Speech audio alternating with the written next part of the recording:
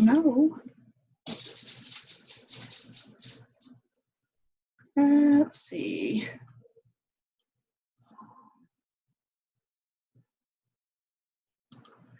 It's not letting me.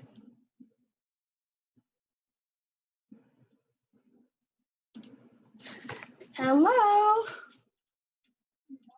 No, I think I just need to reset this to like be able to see me. Because I'm just a big C now. Hi. Hi. How are you? How is everyone? Good.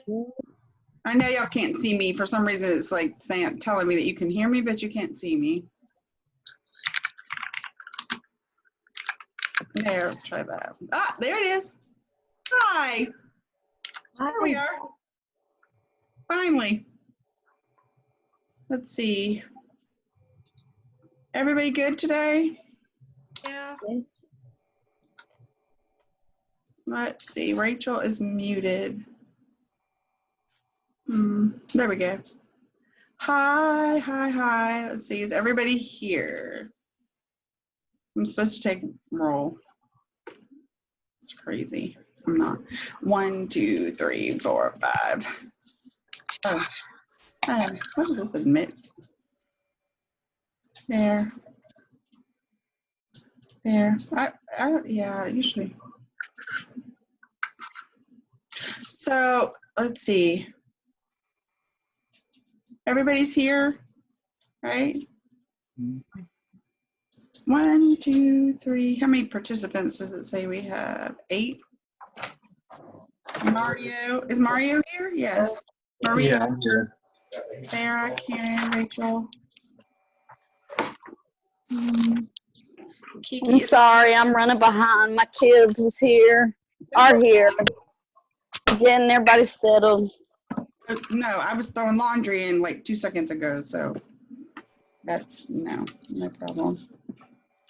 Did everybody get a chance to read all that stuff and to make your head spin? Yes. No, it can be confusing, but we'll get there. It won't be. There's nobody like waiting, right? Kiki, Mario, Karen. I know Rebecca isn't here. Let's see. Farah is muted, right? Mary, we can actually see you. I know. Oh my God, hey. I know, we can actually see you. That was weird. You're usually just like a big M or just your name, so that was cool. Or black. Yeah. That was, yeah, or just a black box. Like that's like, yeah. Oh, that's cool. Kiki, are you off screen? Ma'am. Do you have like, are you off screen? I think I can turn it on, but You don't have to. That's fine. No. Hi. No, it's fine. I just never I never know whether I'm doing something wrong on my end. So. yes, it's the way my case is set up. I can't sit the phone like straight up. You can see my face. So my case only lets my phone sit to the side. So that's why I really don't have the camera on like that. Got you. No worries. I just need to make sure we didn't leave anybody out. Because for some reason it made you go to some waiting room today, but normally it doesn't do that. So that's kind of weird. Let me just unmute everybody. Did everybody get a chance to go over the chapter 5 and turn it in? Because I haven't looked yet. I did. But we are going to go over them.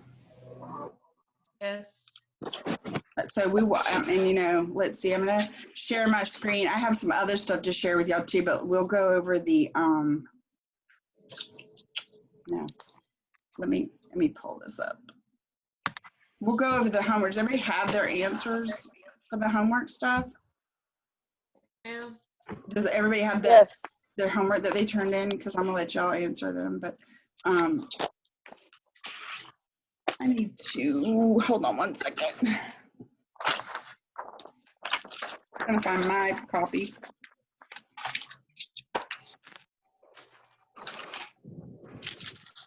Hold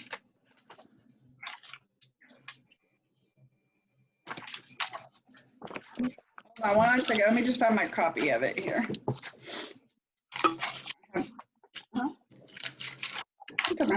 They're fine. We'll then put her in the bedroom.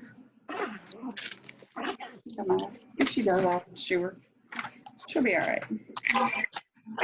Hold on one second. I'm looking at the.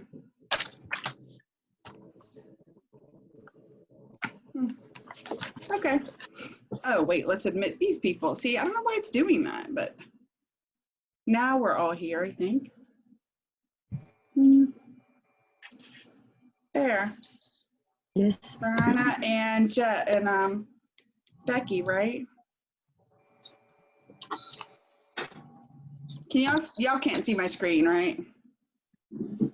No. Okay. No. All right. Yeah, because I have a copy of the test on there. Let's see. Let me go chapter 5. So let's just go over the homework real quick, just so everybody knows they have the right answers, because that's the key to doing it. So let me just pull it over here. Hold on one second. Let's see. Y'all see, I am not technologically inclined at all. I mean, I can do it, but it's just a pain. All right. So let's see. I don't have the questions in front of me, but I have the answers. So let's just somebody start. Charity, start with number 1. Tell me what the answer, the question is, and the answer. Make sure everybody got it. These questions y'all will see again. Let me turn. I'm just turning you up so I can hear you. Okay. Okay. The question was, what type of activity is recorded on the EKG traces? And I put electrical activity between 2 or more electrodes. I'm sorry? I put that it's the electrical activity between 2 or more electrodes. But what was the question? What are you measuring in an EKG?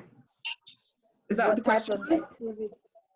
What type of activity is recorded on the EKG trace? So all you want to say is what? If you can only give one word, what kind of activity? Is it physical or like? Electrical activity. Right. So if you could give one word, what are we looking for as far as the EKG? Electrical activity. So just know yes, you're right. It goes between 2 electrodes and the leads pick it up. But what you want to know is, what is it recording? It's not recording anything mechanical. It's not recording anything, physical. It's recording the electrical activity. So as long as you know that, keep it simple. I always say, if I'm having to learn something new, I take like the main point of whatever they're asking me, and if I can remember one word, then it'll trigger you to remember the rest. Does that make sense? Everybody good with that? EKG is measuring what? Are we measuring problems in the heart?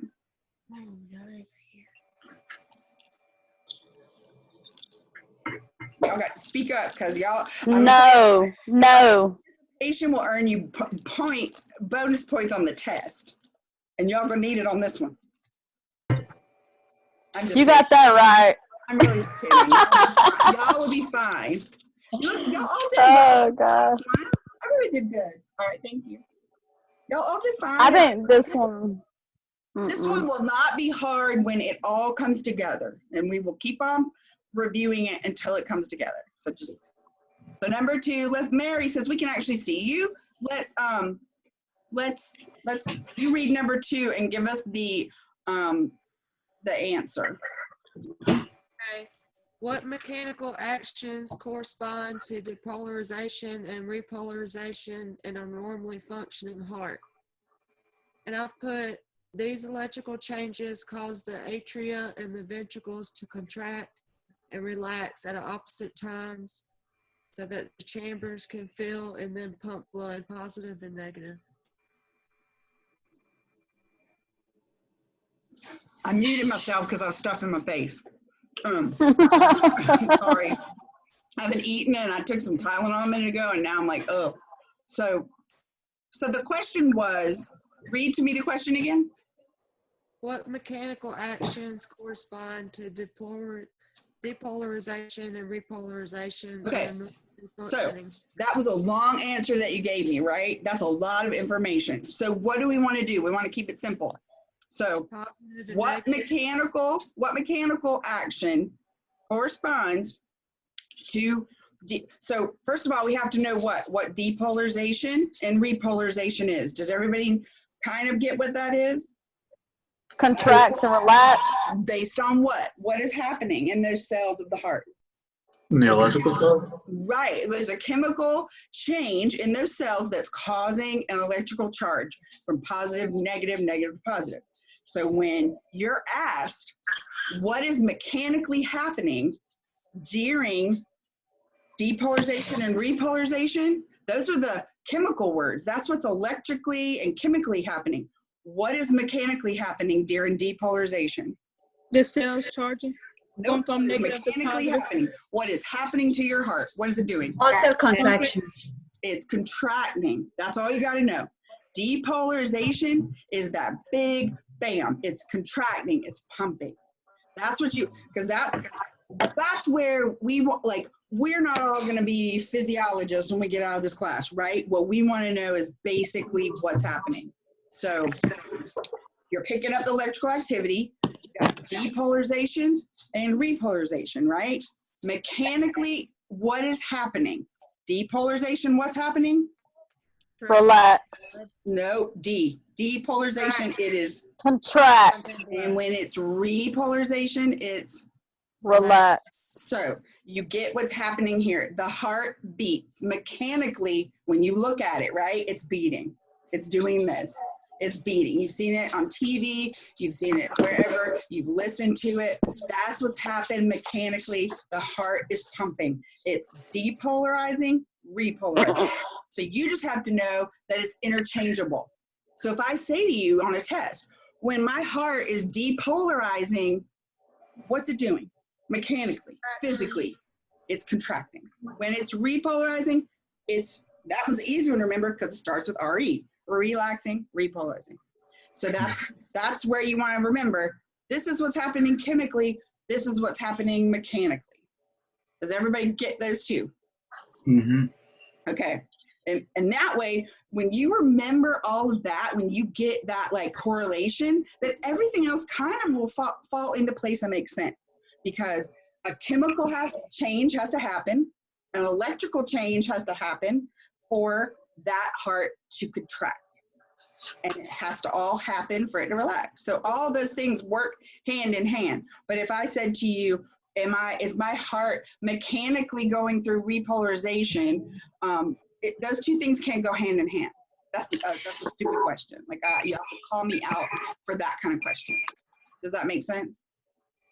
So just know, when we talk about depolarization and repol, remember we talked about the leads and the poles? Just think, I had a hard time with this, so I would remember when people used to have the big electrical antennas on their house because they would want the lightning to strike that, not the house. Well, those were big poles. So when you remember that anything that has to do with like the poles, like the polar opposite charges, that has to do with electricity. So when we say that, then you, like, mechanically, you know what's happening. Just remember that. Okay, let's go with Farah, number 3. What's the question? Longer, do you have my voice? Yes. Yes, Okay. sorry. Number 3 is, why are 12 leads used for the EKG? My answer was because each lead picks up electrical activity from different position of heart muscle, and it provides the whole picture of heart. I did it again. You talked too fast. You caught me again. So, but how many actual leads are we using? 12. 10. Oh, 10. 10. Why is that? Because some leads can pick up from the 2 spots. 2 leads pick up the same. So even though we're looking at 12 views, we only need 10 electrodes and leads. Does everybody understand that? Because you will see that again. I've seen that on the certification test. Something to that effect. Everybody get that concept? Do you give the certification test? Mm-mm. No. No, it would be a conflict of interest because I'd want y'all all to pass. So no, I don't get to proctor that exam. But I've read it. I've seen all the versions of it. So, I mean, and some of my previous students said my tests were harder than the certification. So if you can pass the test, then that should be a breeze.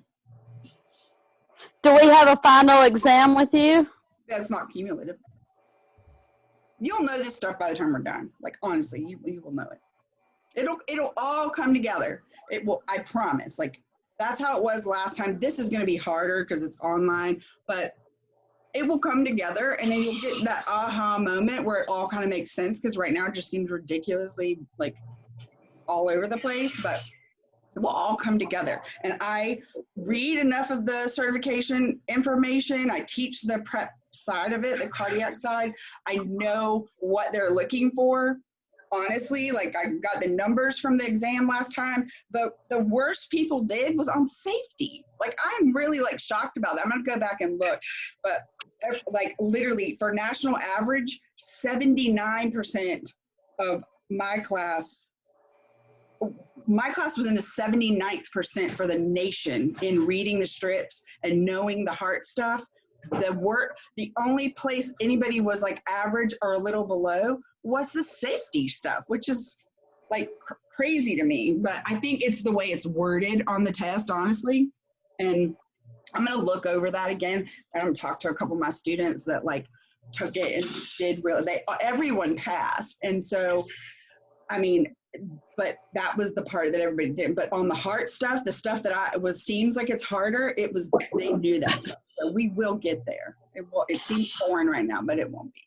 Is there like, I had one more question about that. Like, after you do the class, how long is it before you actually get to take your state board? Oh, like, well, let's see. We ended our class on the 10th. They did their clinicals, and then they took their boards on the 23rd. So, oh, wow. And we actually reviewed. I left to go out of the country like 2 days before that, but we actually as a class like got together on the phone, FaceTime, and in person up till then to review, because whoever wanted to, that was fine with me. Hold on one second. Oh. All right, where's Maggie? Had to check on my dog. So we'll get there. It seems like it's a lot, but it'll all come together. All right, let's go number 4. Let's say Mario. Go with that.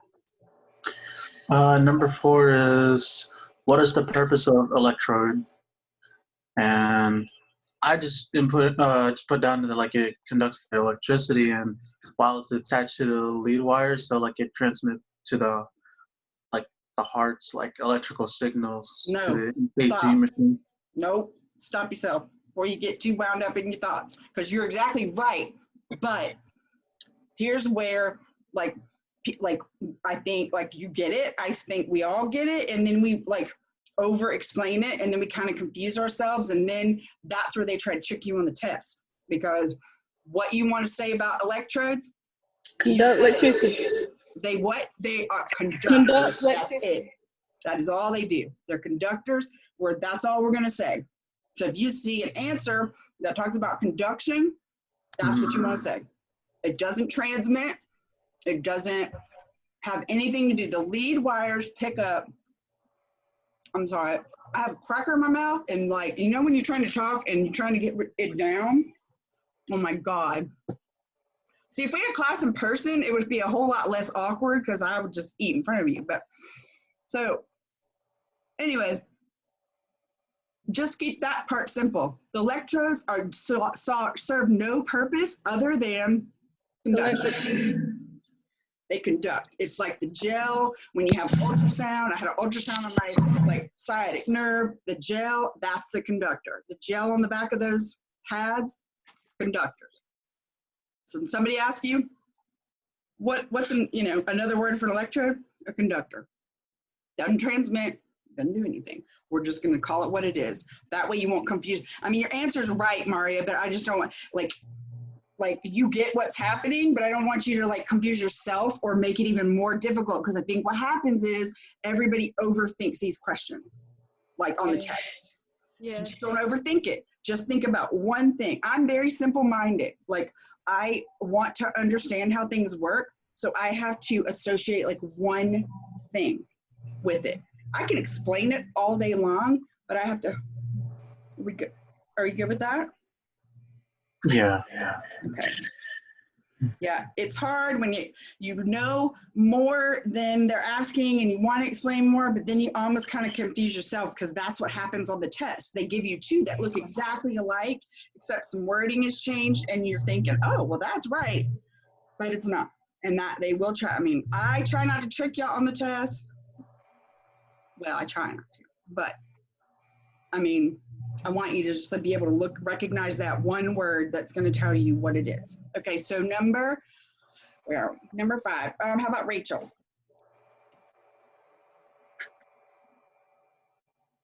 Rachel, can you hear me?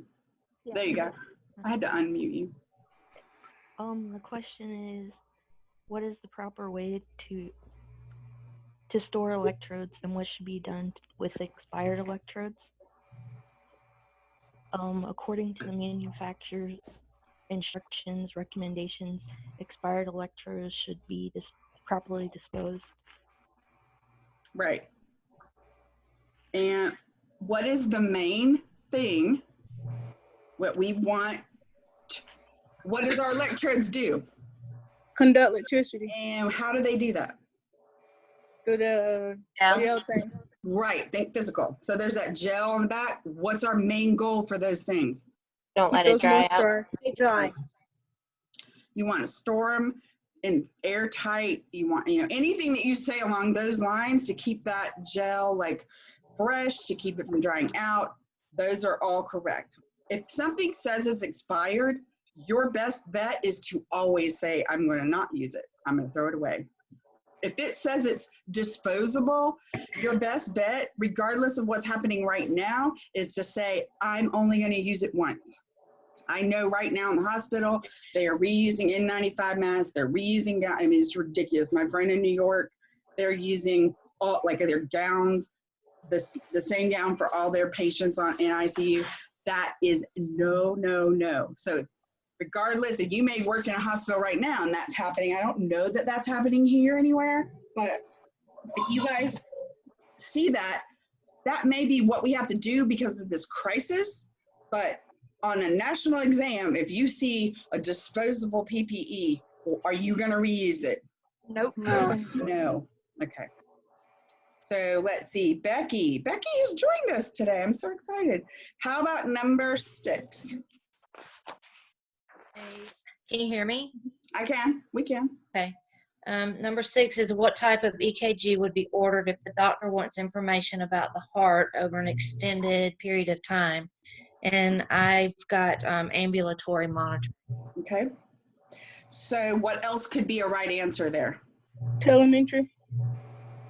Yeah, but if the doctor wants it over a period of time, so really, if you think period of time, are you going to stay in the hospital for a long period of time? No. They want you in and out. So telemetry is going to give us like a continuous monitoring.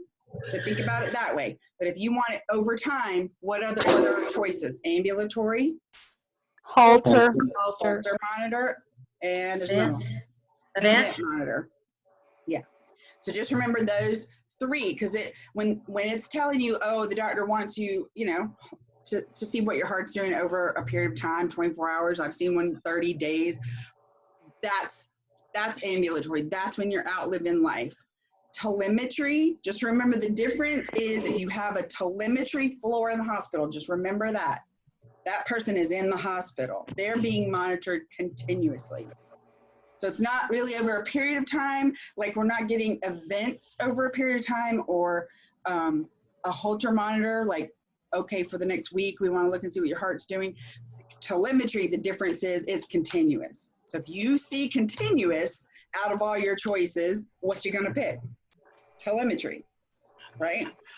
Because you will see these tests over and over and over, because this is EKG tech. That's your primary job, is to be able to, like the doctor says, I want you to go hook up a Holter monitor on this patient who's leaving the hospital. You have to know what that is, what's it for, and you have to be able to explain it in terms that your patient who doesn't know anything about it, about medical stuff, how they can understand it.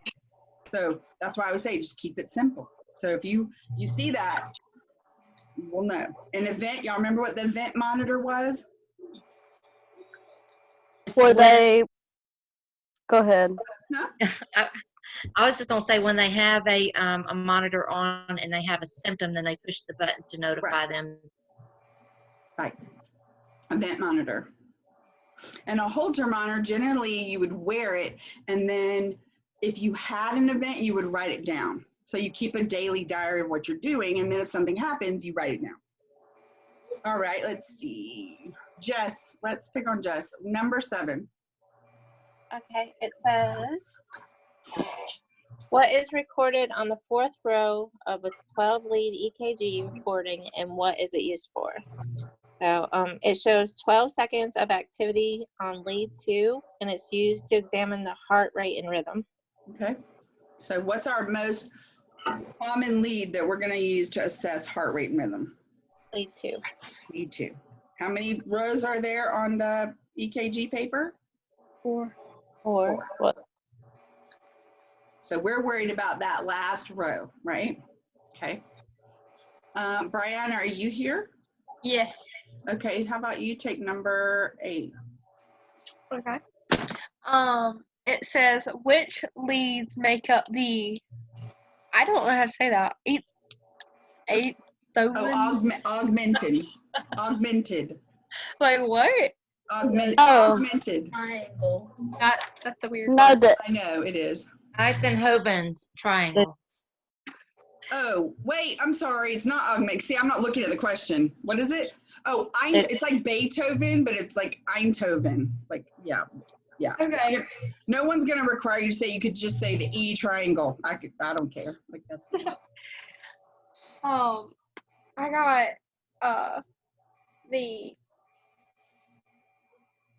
the right. Wait, am I reading that right? Sorry, I just lost the question. That's okay. Like, which leads make up that triangle. So we really, what it's getting you to look at is which leads are giving you that triangle that's going to measure that electricity from one side to the other, down and back up.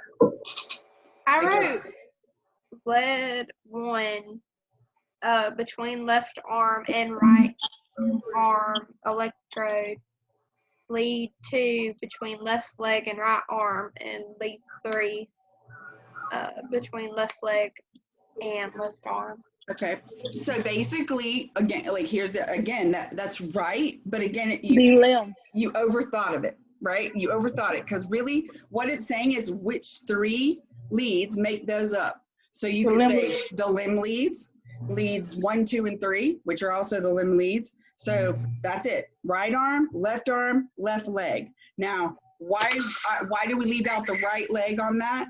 What do we say the right leg ever does? It's the ground. Right. So if we want to know this electrical triangle that's really giving us a huge picture of what's going on, do we care about what's happening down, like right leg? No. That's why we're doing this three lead. We want right and left arm and left leg.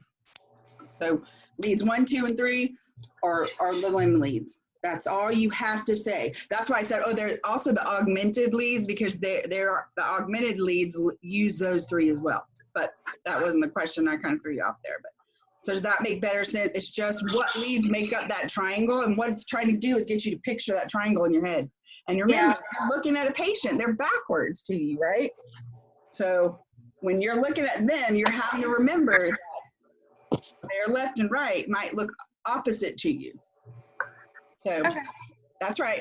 That's right. Okay, number 9. Let's see, who has not gone? Maria? Kiki hasn't gone. I'll take it. Okay, number 9. Number 9. This is like 2 weeks ago, so. List the electrodes used for 3 lead, 5 lead, and 12 lead EKG applications. 3 is continuous monitoring of the heart rate. and rhythm. 5, continuous monitoring of the heart rate rhythm. How you say it? Telemetry monitoring. Telemetry. Telemetry monitoring. And I said all the monitorings. I didn't list them. I said all the monitorings. And then 12, resting 12 lead EKG stress test. So number 9 asked, what was the question again? List the electrodes used for 3 lead, 5, and 12. Okay, so what it's asking you is, and you gave us, again, a whole lot more answer than we had to have, but that was great. But what it's asking you is which leads, right, do you use in a 3 lead, a 5 lead, and a 12 lead, right? So in a 3 lead, where it's asking you, which ones are you using? So if the doctor says, I want you to go in there and do a 3 lead EKG, where are you going to put those electrodes and leads? Right arm, left leg. Right arm, right leg, left arm, right arm, and left leg. Exactly. That's what you need to know about that. If I say if you have to do a 3 lead EKG, you should be able to tell me right, left arm, left leg. That's it. That's all you need to know. So 5 lead, where are you putting them? So you're going to use your 3, right? Think about your 3. You're always going to use those 3, right? So you're just going to add 2 more to it. Left upper torso and left lower. Well, you already got one. Left upper, like what are you talking, like at the lower, like at your right leg? Like your, because you can you put your right legs like the lower torso, because if you're moving around, the only time you'd really do a right leg, left leg, like on the leg is if you're doing like a resting EKG. If the person's going to be moving around, you would. So tell me what the 5 are again. Right arm. It should be right arm, left leg. And what else? 5 lead. You got 5, you got 2 more. So think about, we're doing 5, right? So we got you know what that picture looks like when you have 12 lead. So if you're doing 5, you know you have to have something opposite of that. So if you've got your right and left, then you have your left leg, you know you got to have the right leg. Yeah, right leg. Then where's the 5th one going? The rib. It's called V1. V1. Yeah, the sternum between the breastbone. It goes right. It goes to the little bit to the right of the sternum at your at like the 4th intercostal space. And that's what we're gonna have. That's what you'll learn. Like this chapter is gonna teach you to use those words so that it comes easy to you. So for a 5 lead EKG, what do we need to know first? Which ones do we pull out of the pack? Right arm, left arm, left leg, right leg, and the V1. V1. V1. Exactly.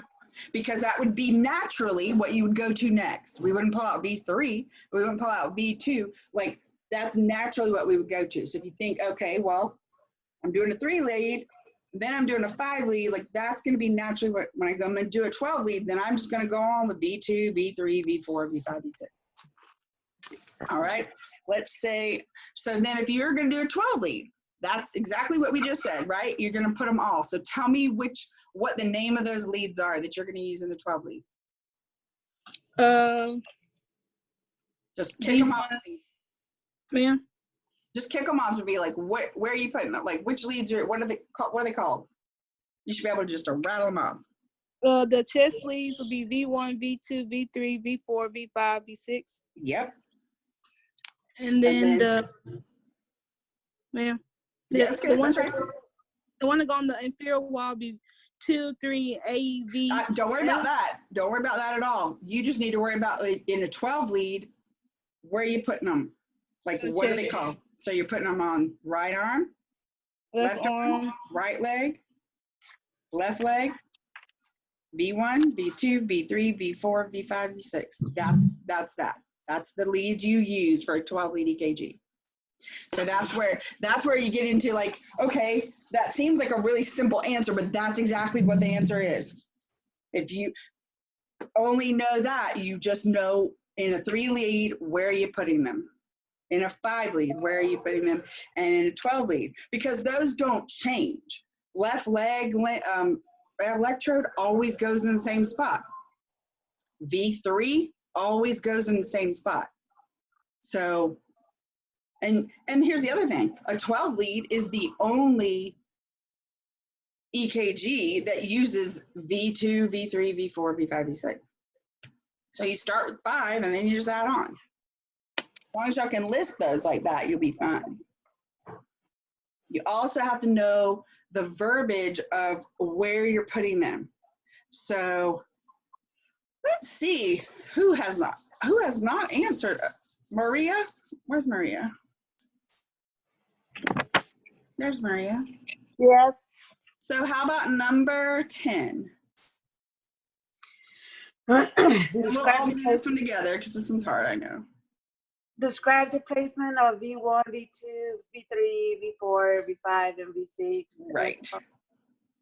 So V1, let's start with V1. Where is it going? the right of the sternum.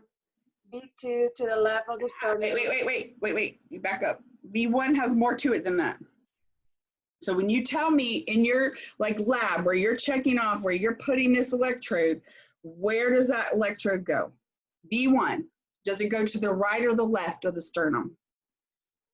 I said to the right. Okay, and then where does it, what's your other marker for that?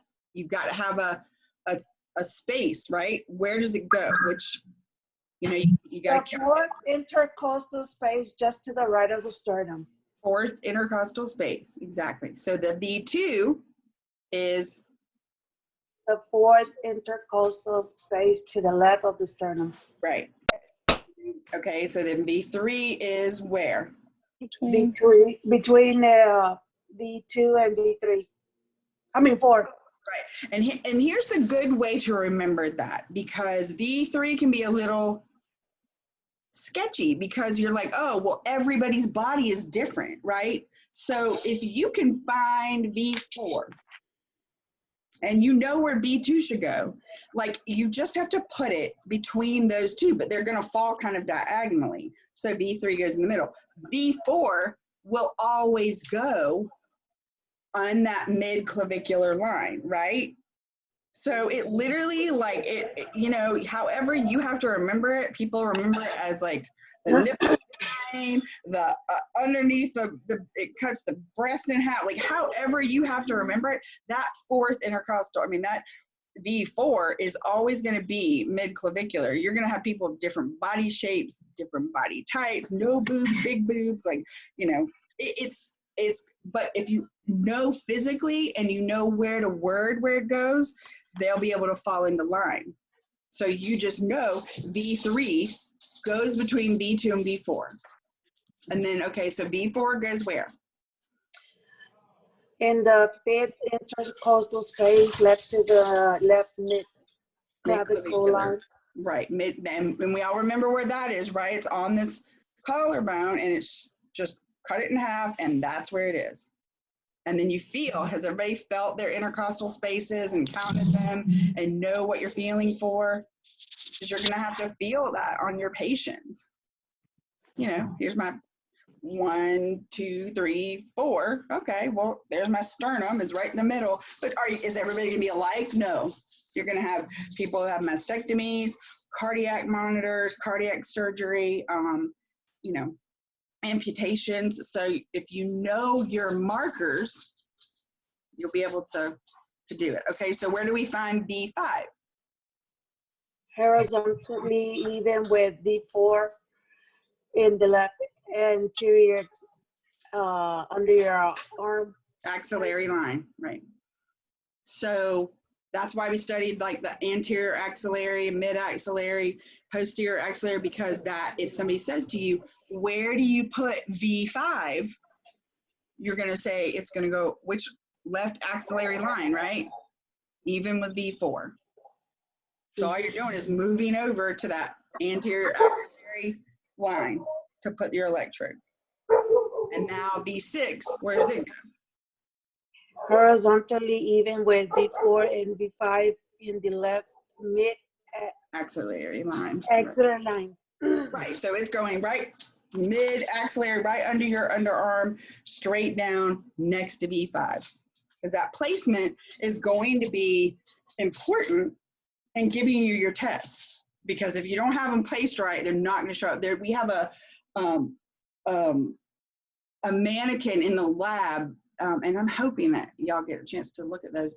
But they're actually magnets, and they light up when you have them in the right spot.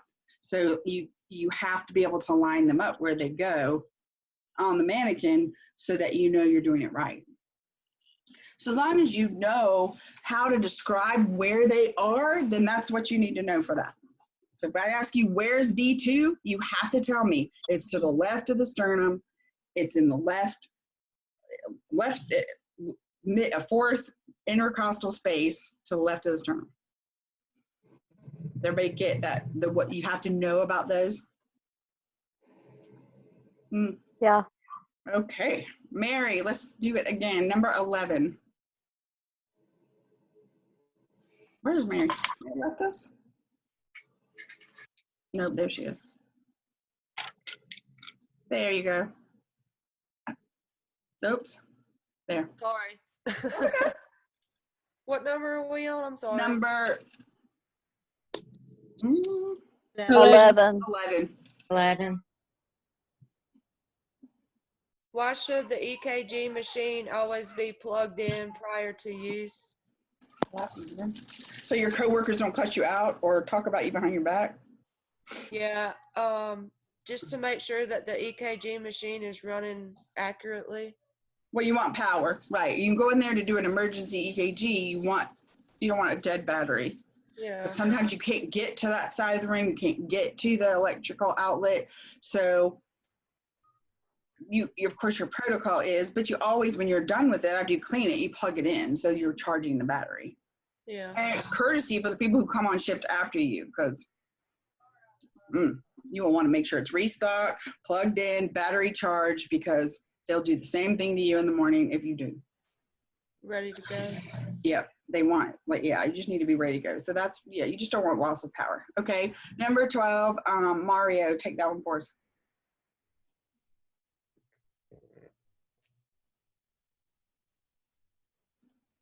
I'm sorry, what was that?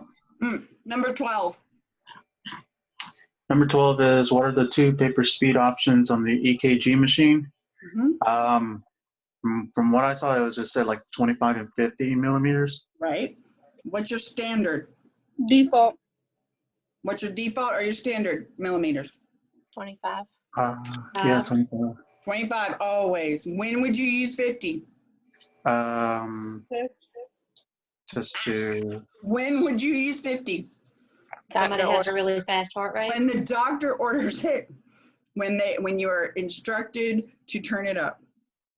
Because what that's doing is widening out. So if you've got this really fast heartbeat, they might want you to speed it up to 50 because it will widen that out and they can look at it closer.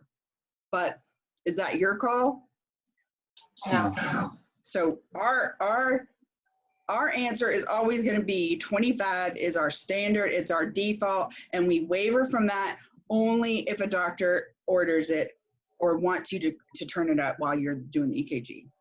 Because you can go to 50, that's really your only choices, and what it's doing, because you may be asked that, why would you want it to turn it up? Because it widens that rhythm out so they can look at it. If you are in like SVT and your heart's beating 150 times a minute, it's very hard to look at it and tell what it's actually doing. So if you increase that speed, it widens it out and they can look at it. But for us, 25. I'm not doing anything other than that unless the doctor tells me to. That's on your speed, right? Okay.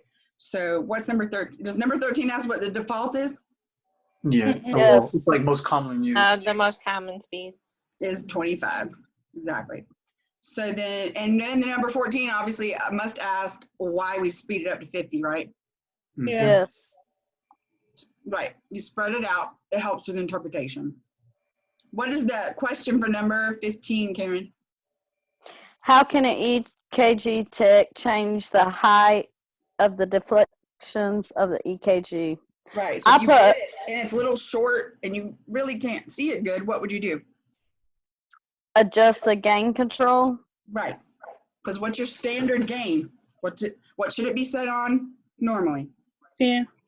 10. But you could increase it or decrease it to be able to see it. Is that something Make you the tracings. Yes. That's something you can do, because when your EKG, you're looking at that tall one, it should be above that line. If it's really short, you would turn up your gain so that you could see it. That's all you're doing. And how is that gain? Is millimeters per like volt, right? So 10. So you could go to 5 or you could go to 20. But your standard is 10. And so when you're asked, basically that's all you want to know is that it's 10, is what it should be, is what your machine should turn on and calibrate as, right? Because when you turn it on, it should calibrate itself, and you should have what? That rectangle that should be 5 by 10, and it doesn't have a baseline, and it tells you, okay, this is running right. Everybody got that part? Mm-hmm. Okay. Let me close away. Let me share my screen. I don't know how far we got. Hi. Let's see. I'm gonna share it. Let's see. Anybody have questions on any of that stuff?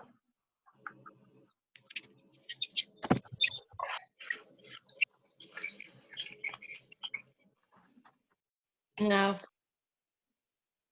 I actually understand it better after reading the book and then going over the questions like this. Good. Yeah, Lovey. Can y'all see my screen? No.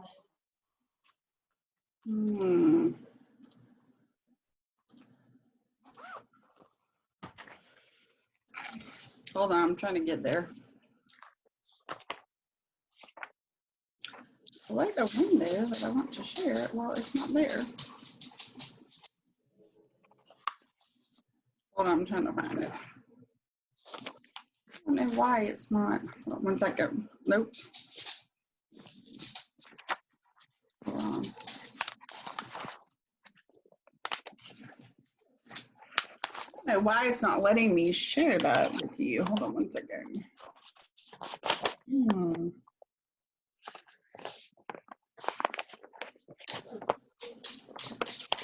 Lovely. Calm down.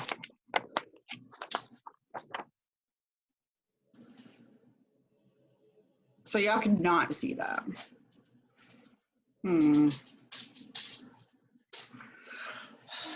Okay. Oh, here. There we go. There. Can y'all see that? Yes. Okay. Did y'all get a chance to look at this in the book with lead placement? Yes. Does that make better sense when we're looking at and we're talking about a 3 lead and a 5 lead and a 12 lead? Yes. So if I ask you, like, right off the bat, where is your 3 lead? Where are you telling me they are? There, right? Can you just, are you able to just say that's what the 3 lead is? Mm-hmm. How about 5 lead? So if I say, okay, let's do a 5 lead, do I need to take this off? No. No. Be adding. Right leg. Adding the right leg Around and V1. Right. Tell me what V1 position is. fourth intercostal space, just to intercostal the right space, of the the- sternum. Right. So then if I'm going to do a 12 lead, where am I putting V2? It's pretty easy when you already got V1 in place. Fourth intercostal space to the left of the sternum. Where is V4? Fifth. Fifth intercostal space. The fifth intercostal. What else? What do you And the have? left mid-clavicular line. Mid-clavicular line. It's this line that cuts this in half. There's V4, right? Then if I ask you where V3, y'all like my drawing is terrible. Where's V3? It's between V2 and V4. Where's V5? Describe to me where we put that. horizontally even with V4 and the left anterior axillary line. Right. This is that left anterior axillary line here, right? You're putting it right here. They're putting it here so you can see it. And then V6 is what? It's horizontal to V5. And what are we calling that area? Left Axillary. line. Axillary? Mid. Make sure you know those terms and how to describe where you put this. If I say, where's V3? Then you're going to say, well, it's between V2 and V3 and V4, but depending on the makeup of the person's body, you've got 2 in the 4th intercostal space and you've got 4 in the 5th intercostal space. So it's going kind of right there in the middle. So be able to tell me where these are, because this is going to change up if you have somebody who's got, you know, dextrocardia or got problems and they can't have any leads here, then you got to do something different. But as long as you know what it basically looks like, you're good to go. So if women got big boobs, I mean, you're basically going to put it under the boob? Yep. Okay. Sure. Yep. You're going to have to go, like, just move it up. You know, you just have to, or they can hold it up for you. Or there and, like, and you can't have them keep their bra on because that, especially if it's a wire, it will interfere. And if it's like if it, even if it doesn't have a wire and it sits on it, it's going to cause artifact. And that's just going to make you pissed off because you have to have a clean EKG. So if it's not clean, it's because of that bra. So then it's, you know, if they can hoist it up and, you know, whatever, but that's a problem. And you just have to get comfortable, like, just being able to say it. And, you know, sometimes you just have to kind of throw some humor at it or just be like, you know, we've all have to do it. Like, you know, whatever, like, you just have to, like, that's what you have to do. And men too. Don't worry. There's man got some man boobs. I've seen men with bigger boobs than women. So they sometimes. Do they have to shave their chest to put the electrodes on? Well, they used to shave them. They used to shave them, or they would. We would stick the electrode on and just rip it back off because oh my gosh, waxing the hair. But they do include a razor. Sometimes now the electrodes have gotten better. A lot of people don't. They try to get away with not doing it. If you could not have to do it, that's fine. But sometimes if the person is really, really hairy, you're going to have to shave them. Now, most hospitals have a policy on that because what don't you want to happen? If you have to do an EKG on a person who's going for heart surgery, the last thing you want to do is cut that person with a razor because the surgeon is going to be livid. You have now introduced a whole nother area for infection, right? So I am not going to cause that. You're getting waxed if I'm there, like if I can do it, like because just rip it back off. That, unfortunately, but if you can get away with not doing electrodes, have come a long way. You always want to follow your hospital policy. Always go for safety in the question though, and maybe that's why, you know, but if your questions have to do with hair on a chest and your answers have to do with, I'm gonna just trim it with some scissors, or I'm gonna cut it with a straight razor, or I'm gonna, you know, use like an electric razor, you pick the one that is safest. For me, electric razor would be safer. I don't know that the answer would ever say rip the hair out like wax, but you know, that would be safe. So yeah, you have to go with safety on some of these questions, like what is going to be safer and why isn't it safe? So has everybody got those? Are we good with all this? That's a mess there. I'm trying to erase it, it won't let me. So everybody's good with placement. If I ask you where the 3 lead, 5 lead, 12 lead go, you could tell me in terms that would. We're good with that? Yeah. Yes. Okay. Let me pull up something else here. Hold on one second.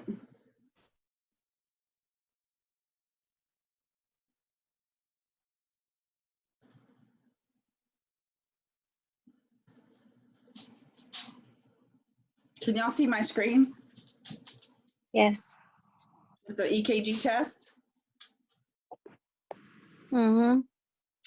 So does everyone know these tests? Can you reiterate this chart back to me if asked what each of these do? They may have questions about the difference in these. Continuous is what? Just exactly what it says. Are y'all looking at the same handout? Yes. Because that's going to be important. You're going to see these over and over. Continuous monitoring. Long periods of time. Right. It's a longer record of the heart's electrical activity. So it's just using like bedside monitor, heart rate and rhythm. Like those are the things you're looking for. So telemetry monitoring. Hospital stay. It's more hospital. You have a remote station. You think about your like telemetry monitors that sit in there in the, I always used to love to go back there. It was dark, especially on night shift, and they'd be just listening to the heartbeats. And like, I don't know how they didn't fall asleep. It was a good place to take a nap. But literally, that's telemetry. It's somebody, we're watching electrical activity, we're interpreting. Could that be interchangeable with continuous? Yeah, like, it's just a longer record. But continuous could also be like, you know, outpatient as well. But it's basically giving you the heart rate and rhythm with the bedside monitor. Okay, so the difference in those two, telemetry and continuous, if you have a question and you're kind of like, uh-oh, which is it? Telemetry is going to be where you have a central monitoring station. So just try to think, well, is this one going to be in a hospital, on a floor? Is there somebody monitoring that? And when I flatline, they're calling a code because this person's watching it.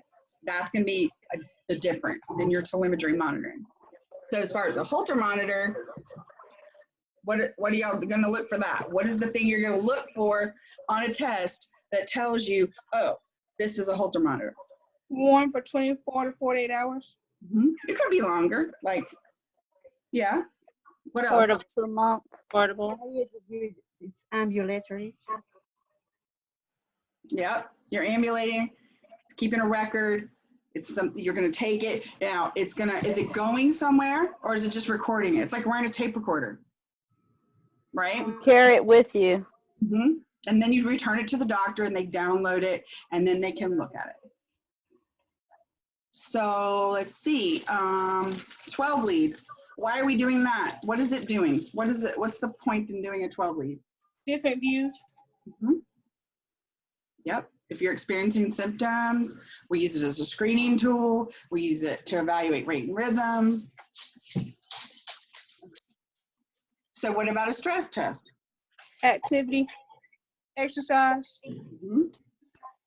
What happens if your patient is having a stress test and they start to get out of breath and they get a little cyanotic? What are you going to do?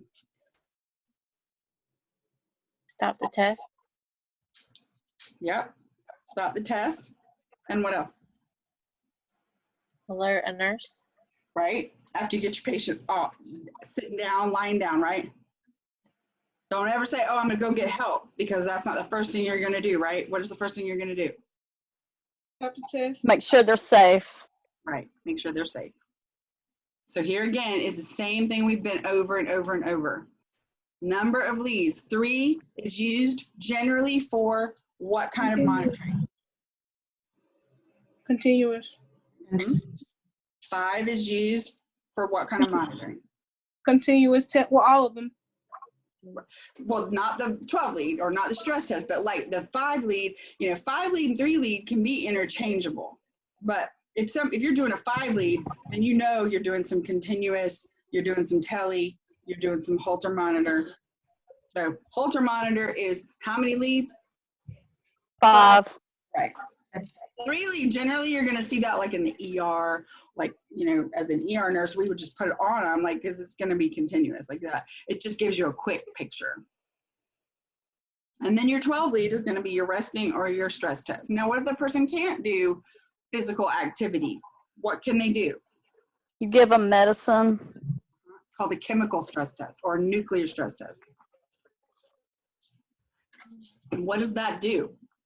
Raises their heart rate. Speeds their heart rate up. It actually makes the heart function like you're doing activity. Okay. Here again, you will have to know this chart backwards and forwards. So again, can you describe to me where these are? Right arm, right leg, left arm, left leg, V1, V2. It's just, you know, I hate anything that's really memorization, but I mean, if you can picture it, like in the first one we looked at, then you can describe it. Does anybody have questions about that? Right arm is right arm or right upper torso. Just under the right clavicle is also the collarbone, right? At the right mid-clavicular line. Left is the same place. Because why? Could you have a right that was here and the left one down on my wrist? No, Why? because it's got to form the triangle. It doesn't always have to form a triangle, but how do you measure that electrical activity? You have to go back and It has forth. to flow correctly. Even, right. So if I have it on my right thigh, you got to put it on the left thigh.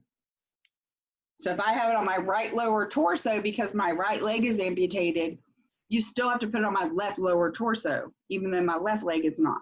Has everybody got that? Okay. So everybody could describe these where they are. If you see this chart on a test, you'd be able to write these words on there. Hint, hint. No, I wouldn't. We will by the time the test gets here. I said we will by the time the test gets here. Yes, because you will have to say it over and over and over. So yes, you will. Now, the standard color, I can't say that I ever tested on that, but I did see there was some question about this. But honestly, if you just think about the basics, I wouldn't say stress yourself trying to memorize the colors. Just know that they do correspond. You know, if if your right arm lead line is all old and it's scrubbed off where it says RA, but it's green, then you universally should know that that's the right arm, right? So that's, just know that. And how do you remember it is up to you. I remember the whole like cloud over grass, smoke over fire, and then that V1 is brown just because I always think, oh, the cow in the middle of a field, like whatever. Like, however you want to remember that. And then the V's is just basically the brown. Then you got yellow, green, blue, orange, purple. I always can remember orange and purple. Then I kind of worked backwards. It's whatever works for you. Honestly, like you just have to commit it to memory. Oh, we're not going through that yet. We're not that far yet. Okay. Let's see. Let me go back. We will go back to that.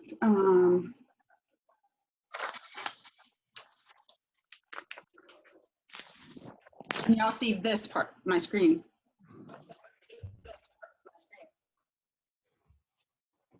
Can y'all see It's the same. It is. Let me just. Here it is. There. How about that? Yes. Okay.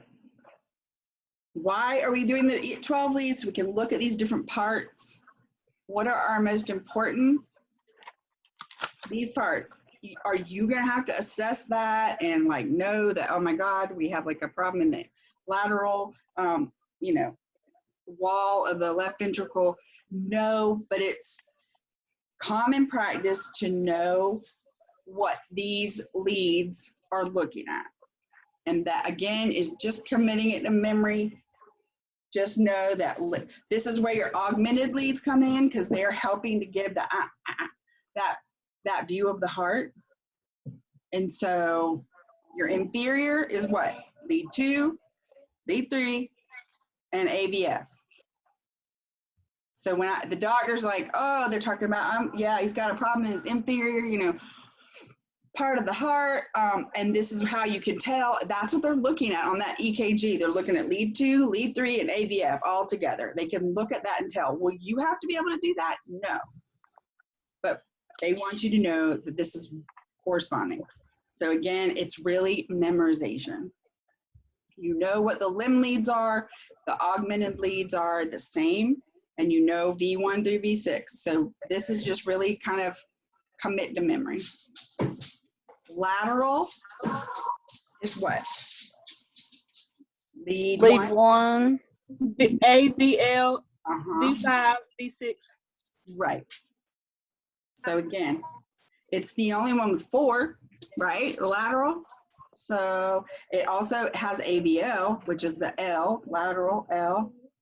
So again, and my 2 favorites, the purple and the orange, 5 and 6. So then I'm like, oh yeah, because we're always number 1. Like you have to learn how to make yourself memorize this stuff. Like, What does AVF stand for?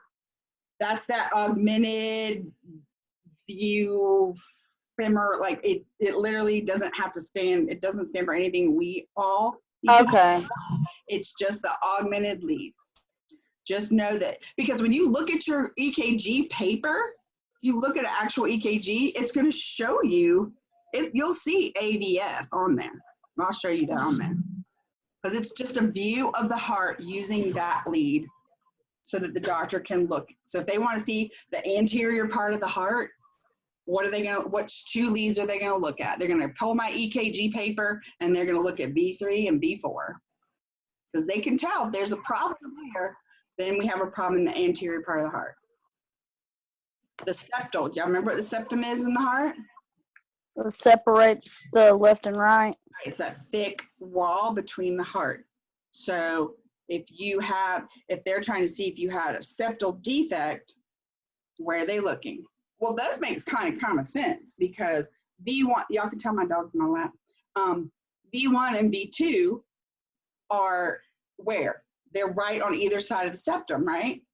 Mm-hmm. So that would just kind of like make sense that that's what they're looking at, is the septal, like the septum. So if somebody says, what leads are you looking at?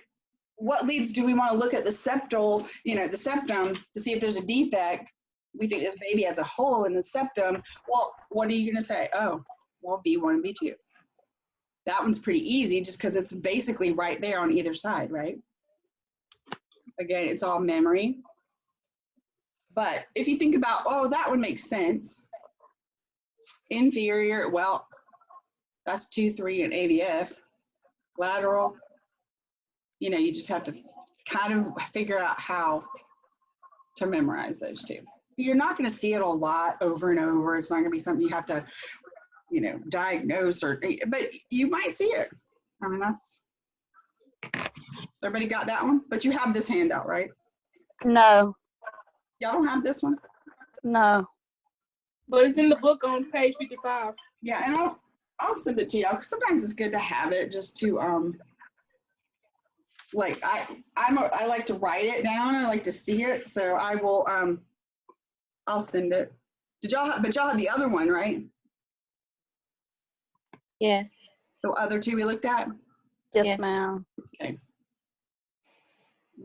Let's see. Hold on one second. Let me pull up some more. Let me see. I don't give a lead placement. Oh, well, I pulled up an old test, but this is what you call artifact, and we're going to get to that. But this is your EKG paper. Does that look normal? No. What we're going to call that is artifact. We just haven't got that far, so I'm not going to make y'all mad about that yet. Again, your patient, I've never seen this. So, I mean, it is very rare. What do we call this? Does this look normal to you guys? We don't see it. You don't? Here I am talking about this cool picture. Here. Can y'all see that now? Yes, where the heart's on the opposite side. Right. It's called dextrocardia. Cardia means what? Heart. Dextra means just like opposite. Who's what do they call it? Ambidextrous? They can use their right or left hand. But this is it's a situation called dextrocardia. I've never seen it, but you may. It's very, very rare. But again, you have to think. Okay, so a person with dextrocardia, their heart is what? It's flipped on the opposite side, right? So what am I going to do with my V1, V2, V3, V4, V5, V6? We're just opposite. You're going to put them in the opposite direction. That's you know, that's the time when they're ever going to go anywhere different. Because if you think about their heart is flipped, it's like it's on the, you know, on the right side rather than the left, you know, your leads have to flip the same way. So your leads are following the heart. So again, if you know, your patient has dextrocardia, going into their room, what do you know about this, and what do you know you have to do? 3 lead. We're still gonna use that leg, left leg or right leg? Yeah, those are all going to stay the same, right and left, because the legs are all, you know, leg leads and arm leads are all the same. But yeah, it's the heart is the one that's flipped.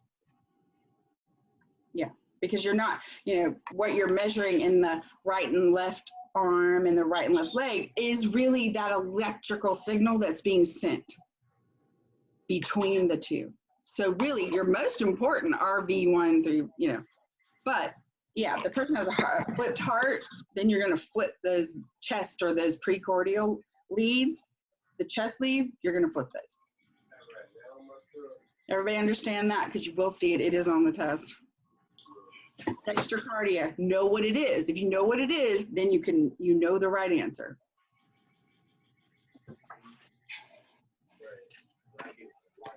And I'll send y'all, I don't know if I sent y'all this, but I will. It's good to look at it.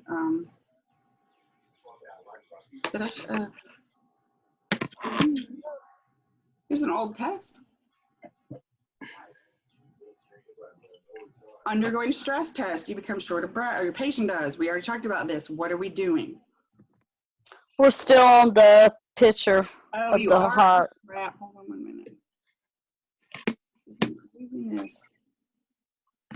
You just need to be in the classroom. It would be so much easier. There, can y'all see that old test? Yes. Okay. So, we talked about this. What would be the answer then? Undergoing a stress test. Are we going to finish, help them off? Are we going to think, okay, that's normal? Are we going to leave and get the cardiologist? Are we going to end the test and help them to lie down? D. If y'all get that wrong, I'm going to scream, because that should be, okay, it's a safety thing. You're never going to leave the patient. Never. Unless you have to, but that's after you get them down safely. You're not going to leave and let them fall out, hit their head. So telemetry includes monitoring, yes or no? Yes. Yeah. Yes. So how does a right-sided EKG differ than a left in a 12 lead? So if I'm doing a 12 lead and I have to do a right-sided because why? They have dextrocardia, what am I doing? You change everything. You reverse it. Okay. Yes, exactly. Normal heart rate, you should know that, and that's what's going to happen on these tests. You're going to pull information from before to now. So what's the normal heart rate for an adult? 200. 60 to 100. Right. Y'all should know that right off the bat. 60 to 100. Because when we get into reading rhythms, if it's over 100, that's tachycardic. It's fast. So 60 to 100. Okay. Again, you see where this was on the test, explain the placement of the leads in the 3 lead and the 5 lead.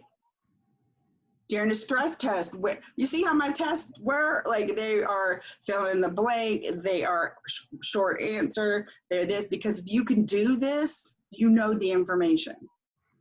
So explain the placement of the leads in a 5 lead EKG, Karen. It's the right arm, left leg, right leg, and then the V1. Exactly. How about in a 3 lead, Farah? Is left arm, right arm, and left leg. Right. The left is always going to be like your go-to, because what's the powerhouse of the heart? Left ventricle. So if we're measuring something, it's probably going to be like we need to worry about the left side, right? Okay. Right. Now, we have not talked about this yet. It's on the PowerPoint, but there will be a chance that you have to do a posterior EKG where you're gonna, like, say the person can't have any, maybe they have an open wound on their chest. You're gonna have to put it on the back.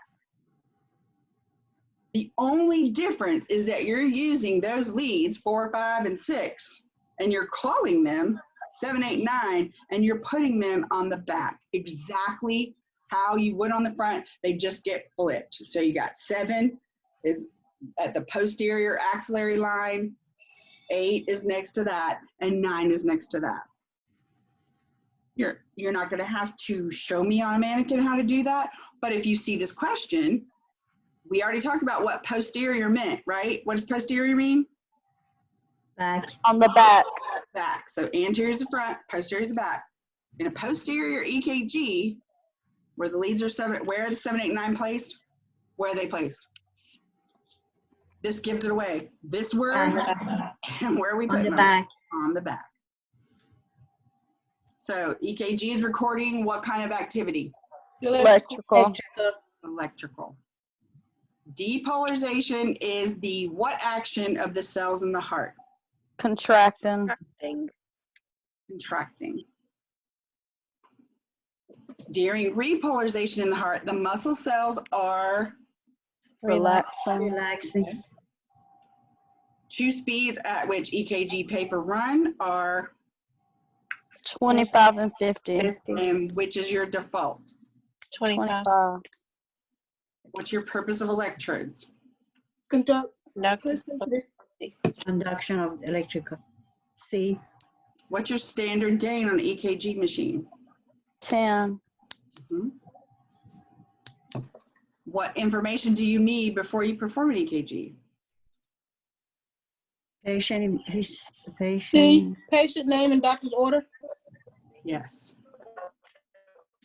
Yes, you kind of need to have this information, and you kind of want to have this information.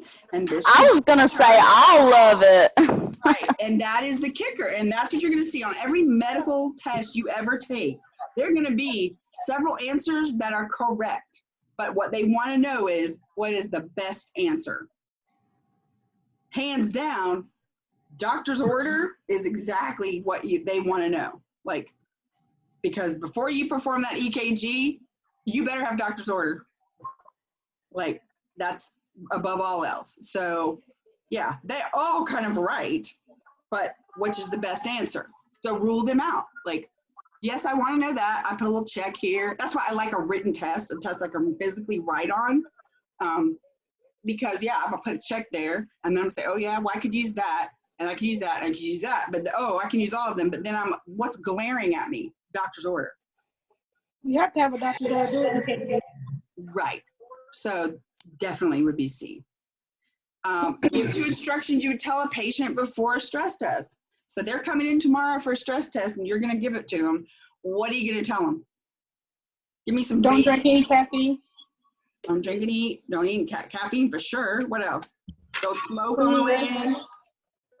Get rest. Bathe so you don't stink while I'm this close to you. Give 3 reasons you would terminate a stress test early.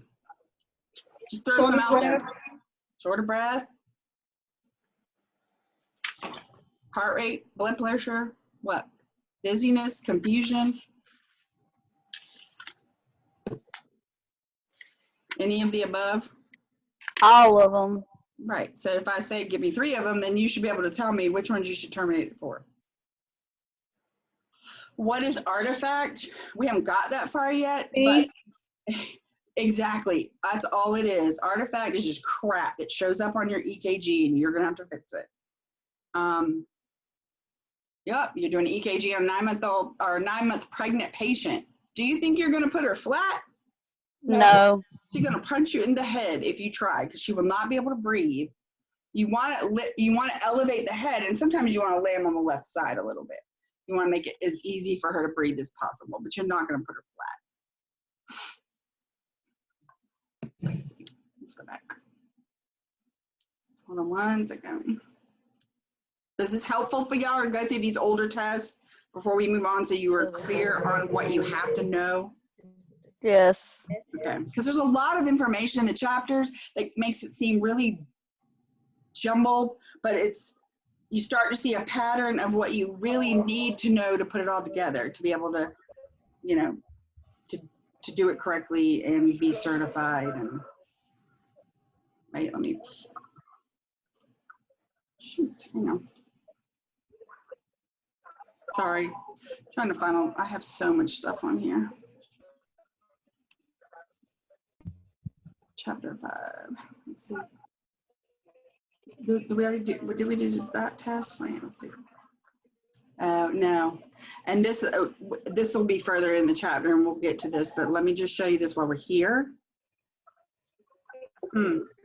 So here's your EKG on a baby. Now, what do we know about babies' hearts when they're little? When they're huh? They have heart rate fast. They're very fast, and the position is not developed like it is in a bigger kid. So as far as a baby, this is actually how you're going to put your leads on. You see where V1 and V2 are the same? Mm-hmm. When is V1 and V2 ever swapped? Dextrocardia. Right. That is the only answer for that. So babies, adolescents, patients between 2 and 12, like that are smaller, when they get bigger, you know, kids now are big. So, you know, at 12, they might have a man-sized chest. But when you have these little kids, this is the position. This is just one of those things you just have to remember. A baby that's under 2, V1 and V2 are always going in the same spot. Now, are the limb leads going to go in the same spot? Limb leads don't change. They don't change. So your limb leads are always going to go in the same spot, like for everyone, because your limbs of your don't change. They just get bigger. So your heart, though, as it develops, changes and moves and gets bigger. So for babies, V1 and V2, but look where V3, V4, V5, V6 are. Just know how to label that. If this was blank and you had to label it, would you know which leads go where? Does that make sense? Just go up, yeah.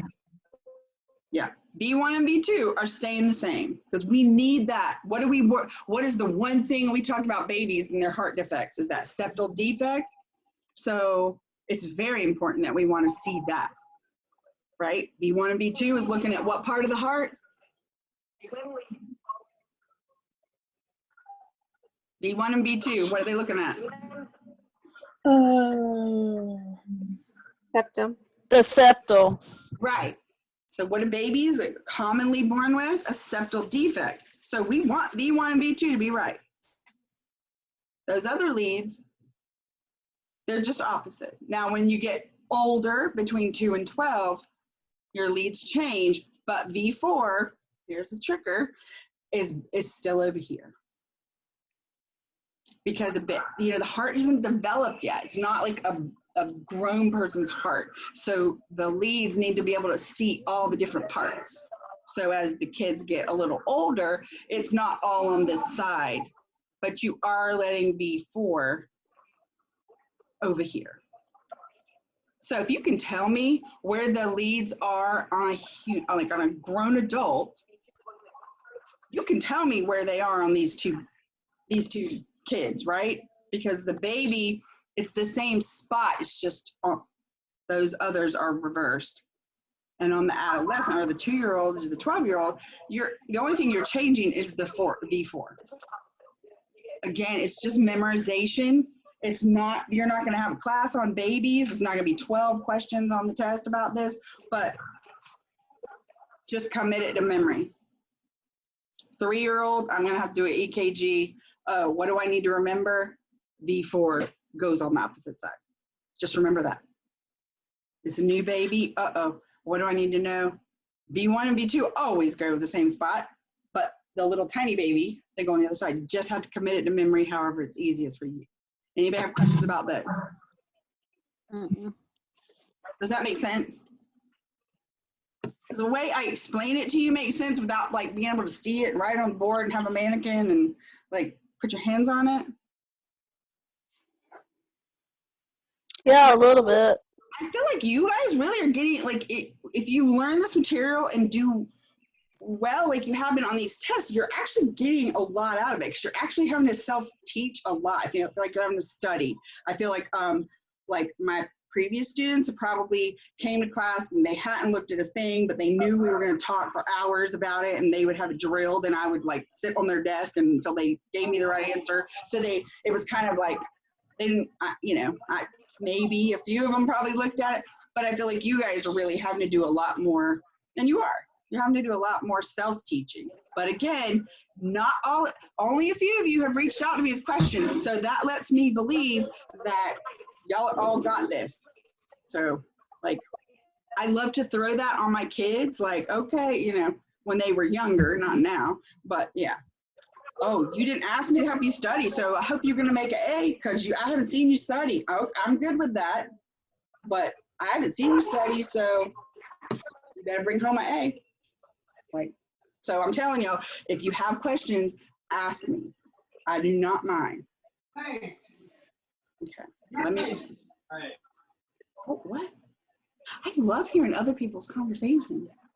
I obviously have no life. Let's see. Let's go. I actually do. But and some of your classmates can tell you, like, some people work and they get off at midnight and they, say, can I call you? I have questions. Yes, I'm awake. I'm never sleep, and that's fine. And we talk for 2 hours and we talk about the stuff, and wow, it makes sense, and they get really good grade on the test. I don't mind that. I want you to know this stuff. So I'm just putting it out there because, let's see. Did we look at this part of the test? Let's see. Yes, we did. Hold on 1 second. I'm still working on this. Hold on. Oh, my dude. This dog is like on my lap. She thinks she's a lap dog. Uh-oh. Uh-oh. Hold on 1 second.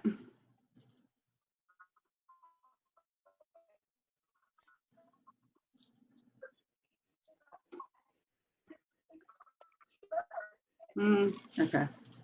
Let me go back. Did y'all get the PowerPoints in your email? Yes. Okay. I had to split them up because it was big, so it wouldn't let me send them all at once. And I thought what I would do is send you guys, I have some like handouts that I will put into this form and send it to you. Let's see. I don't remember how far we got the other night, but let's look at the paper. Everybody see, can y'all see my screen yet? No. No. How about now? Yes. Okay. So do you guys see this paper? Everybody sees this like this? If I give this to you blank, could you label the parts? No. Okay. What is this? Well, let me see. Hold on. Oh, let me move this dog of mine here. What is this? Well, let me draw on it. Hold on. Hold on. I have the worst look. There. Can y'all see that again? Not yet. The EKG. Yes. What is this mark right here? Calibration. Right. How and how big should it be? 10 meters. 10 millimeters per volt, right? What is this called? Gain control. Your gain. It's just your gain. And then it should be 5 by 5. So it should be 10 by 5, right? Are we going to get any of these so we know? What do you mean? Like you want copies of this paper? Yeah. Yeah, I can send it to you. Yes. Yes. here, you see where you got AVR, V1, V4, AVL. Y'all see that on the paper? Yes. This is what we're talking about. When you do that EKG, why does it need to look clean? Because this is what the doctor's looking at. So if he's looking at the septal, right, part of the heart, what is he looking at? Which two leads? V2, V1, and V2. Right. So here they are, right? Here's V1 and V2. If there is a problem, you will see it here. Y'all see that? What I'm talking about with that? Why there? That's V1 and V2. That's the leads that is looking. That's why we're like, that's why we talk about leads and the different views. And what did we say that the V1 and V2 gave us a look at what part of the heart? The septal. Right. So are we going to need to be able to diagnose that? No. But when the doctor comes in and looks at that baby's EKG and he sees a problem in these two leads, what is he going to say? There's a problem where? Septal. In the septum. That's just all, it's putting it all together for you. You're not going to have to be able to diagnose that. But that's why we run this 12 lead. Well, do we need to know what them little lines are? What little lines? I mean, the heartbeat that's All going this? up. Yes. Oh, girl, we're going to get to that. Okay. Oh, yeah. You're going to have to tell me what rhythm that is on your test. Not this one. Not this one. But here's the thing. That's where they used to make the mistake. And I say that like out loud. I think they taught this prior to teaching what that means, because people had a really hard time passing the test certification. Because I don't see how you can interpret what that is unless you know what you're looking at. Do y'all agree? Yes. So Yeah, because I don't know. Right. Well, you know about the paper. You know what you're looking at, right? You see your It's a calibration. rhythm sheet. That's all you need to know yet. This is an EKG. If you run an EKG on a patient, this is what it looks like. What do I need to know up till now? How to keep the patient safe, how to identify the patient, how to load the paper, what speed it's supposed to be at, what my gain is supposed to be, is my calibration correct? How do you load the paper?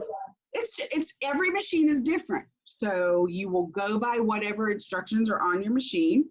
You will ask when you get to your facility, like, show me how this works. I would do that. Like, if I went back to work at the hospital, I want to know, show me everything. Every day it changes. So it may be on a roll. It may be paper that actually just comes out or lays in sheets. It may not even be a machine anymore.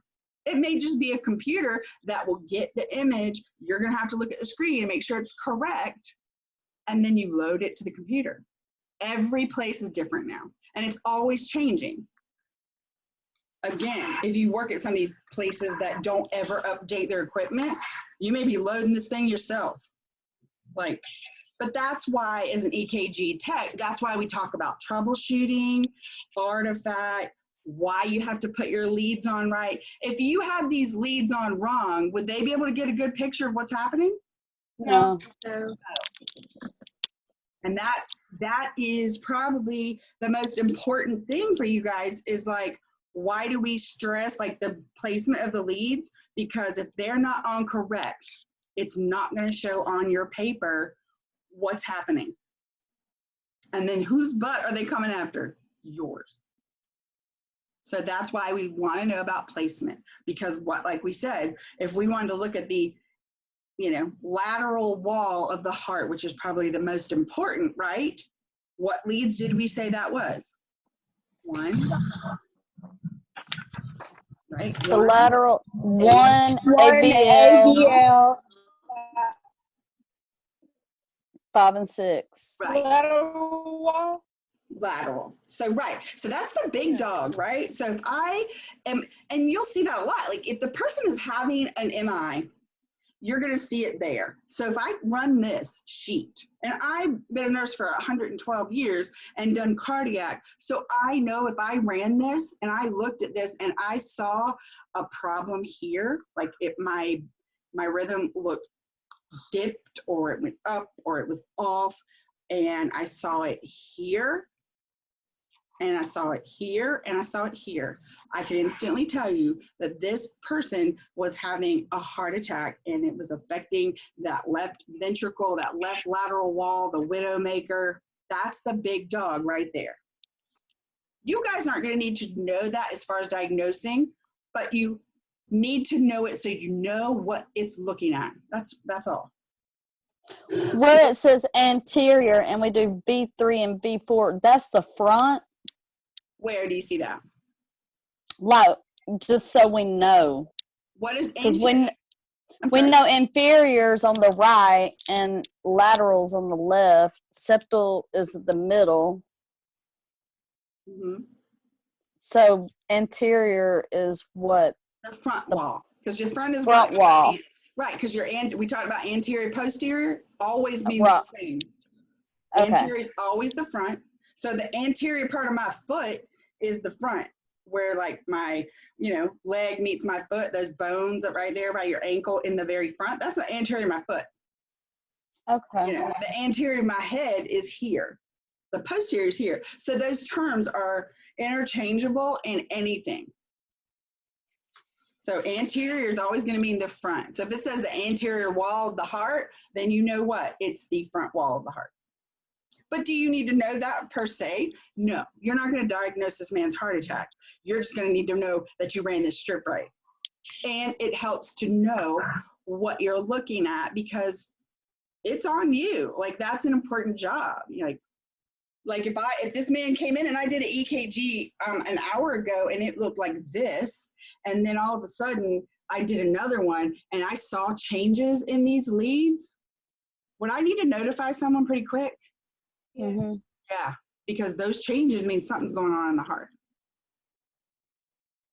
This is just showing you, and you're not going to need to know all of that right now. By the end of all of this, you'll be able to tell me that this is normal sinus rhythm. All of that is? Yeah, because these are just different views of the heart. Remember what we talked about, which is the very most important one for you to interpret this person's heart? Lead 2. Where's that at? The second. That bottom row. The fourth The row. fourth row. The This is fourth what row. we're using our Okay. strip for. Our monitoring strip is always this fourth row. Why? Because it's giving us a beautiful picture. Look how beautiful that is. That is what you want to see. I want to see that every time. I can tell you that is normal sinus rhythm. I don't have to count it. I don't have to space it out. I don't have to use my calipers to look at it. I know by looking at it, it's normal sinus rhythm. And you guys will be able to do that too. How do we know that? Everything is perfect. I mean, these spaces are perfect. Remember we talked about this with the first test, how this part was where your atrium were contracting, and this is your ventricles contracting, and this is your ventricles relaxing. I can look at one of these complexes and tell you that's a normal heartbeat. You'll be able to look at that and tell me, oh, that's not normal. That's not good. That's the difference. So what we want to know about this right now is this is our leads, our views. This is our calibration, how it should look. This is our gain, our speed of our paper. Because eventually we'll be looking at these little tiny blocks and they will tell you. You don't have to have fancy equipment. You can look at this and count those blocks and tell me what this person's heart rate is. But we'll get there.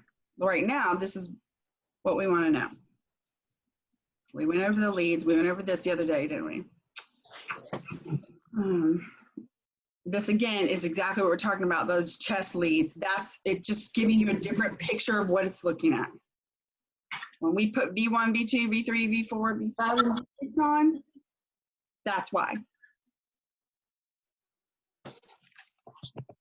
This again is that same, we just looked at the anterior septal wall, the lateral wall. This is those leads and what part of the heart they're looking at.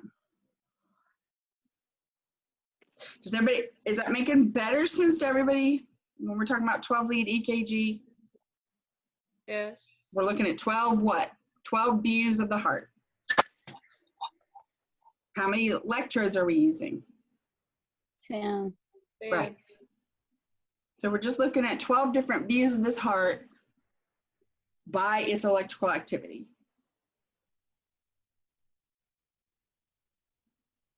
Electrode placement, I think we beat that into the ground. Everybody get that? Anybody have questions about that?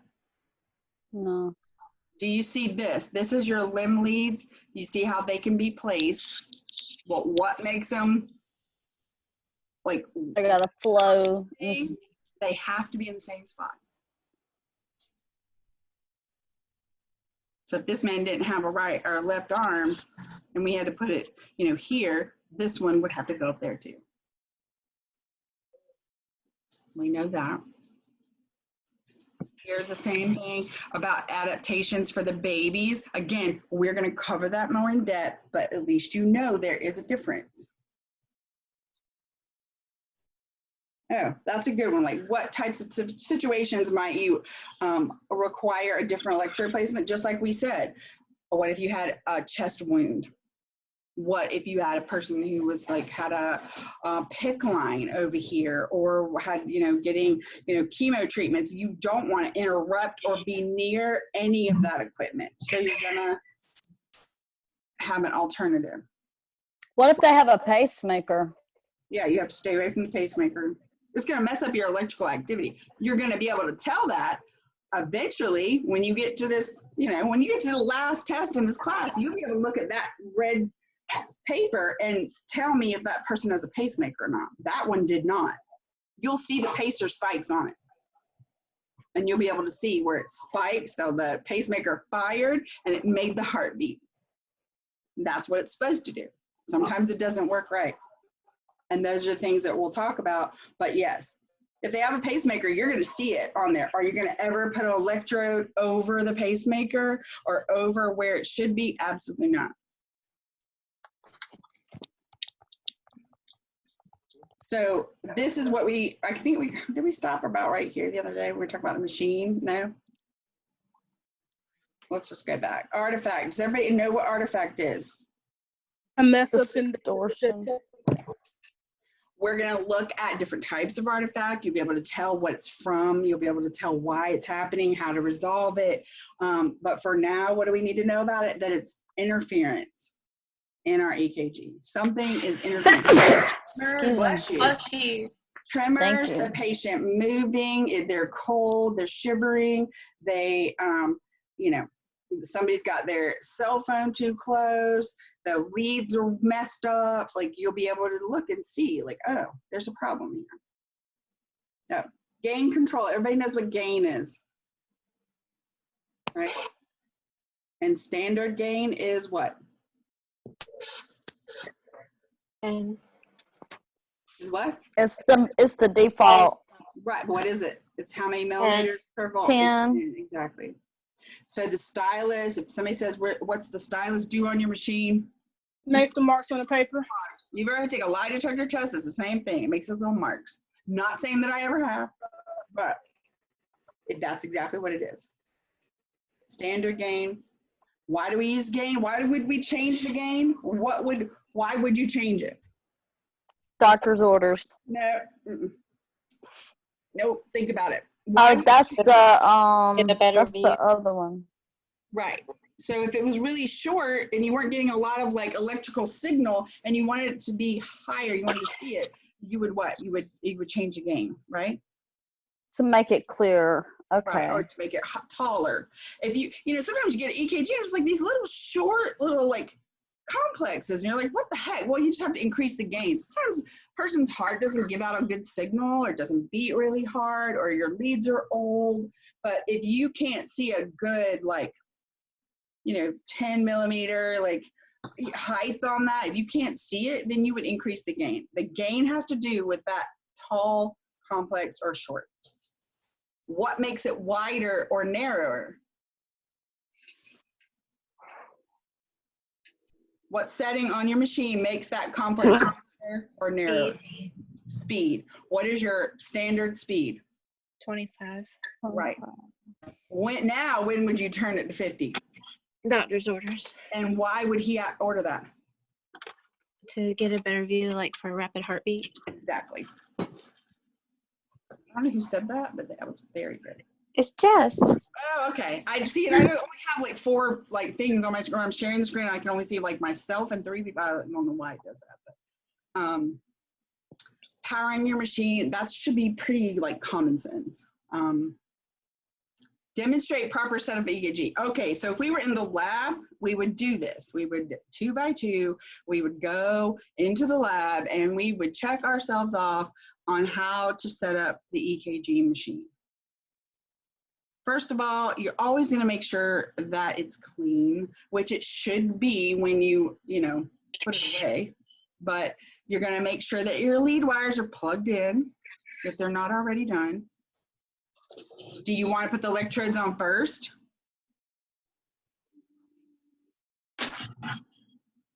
No, Why? it's too much stress.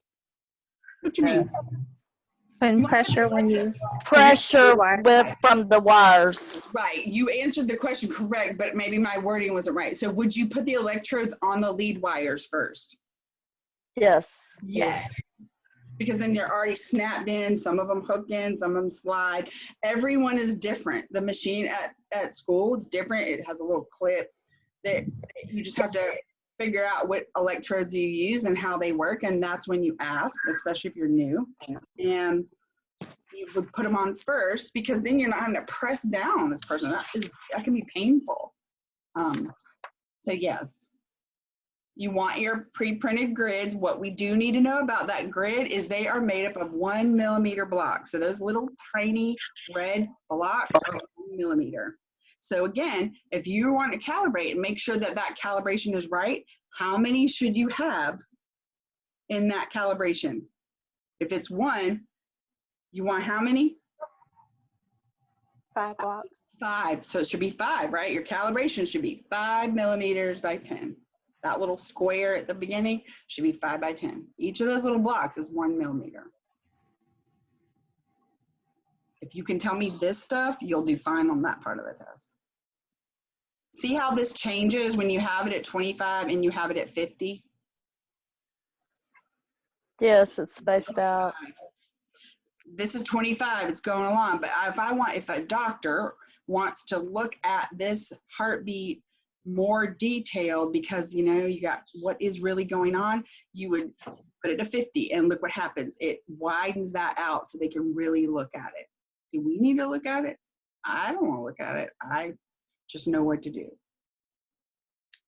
Gain control, higher. The stylus is going to go up more. The lower, it's going to go down. So standard gain, we all know is 10, right? It means 1 millivolt of electrical signal will make that mark on the EKG. Everybody got that part? Standard gain is 10 millimeters. Y'all see this calibration mark? If you see this on a test and it says, what is this? It's the gain. What is this? Your calibration mark. Right, it's your calibration mark. So if none of this is here except just this, that's always going to look the same. And do we know it's correct? It's pretty close. How many blocks are there? 1, 2, 3, 4, 5. And how many are here? 1, 2, 3, 4, 5, 6, 7, 8, 9, 10. So am I good to go with my machine? Yes. Yeah. So it calibrated itself. I know it's right. Now, if it came out and it was like 8 by 2, would I need to back up and punt? Yes. If this calibration mark doesn't show up correctly, then you need to make sure it does. That again is going to be hospital policy, equipment procedure manual. Do we need to know every bit of that right now? No. What do you need to know? This should be 5 by 10. It should show up on your thing, on your paper. We're all good with that? We went through all the chapter review. Does anybody have questions about chapter 5 that you do not understand, that seems like it's just effed up, like what? Anything?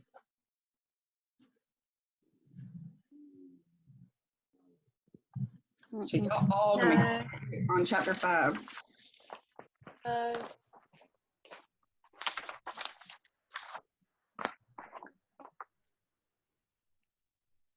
No? We're good? Yes. Okay. So let's take like 15 minutes and have, you know, I was gonna say do not have a cocktail, but we're not driving home from school, but yeah, let's take like 15 minutes and then we'll dive into chapter 6 and then we'll talk about next week or no, Thursday. My God, I don't even know what day it is, honestly. I have no idea. Tuesday. Yeah, and see, the holiday threw me off, and like all of this whole like for the past 3 months has thrown me off, so I never know what day it is. Yeah, and so this I didn't even realize that today was Tuesday until somebody sent me the thing and said, "Did you ever send out the chapter 5?" I was like, "Oh my God, what day is it?" But yeah. So yeah, are y'all good for 15 minutes? I'm not turning my computer off. I'm just gonna mute it because God knows I will lose y'all again. Y'all got everybody 15 minutes is good enough? Yep. All righty. I will see y'all in a few.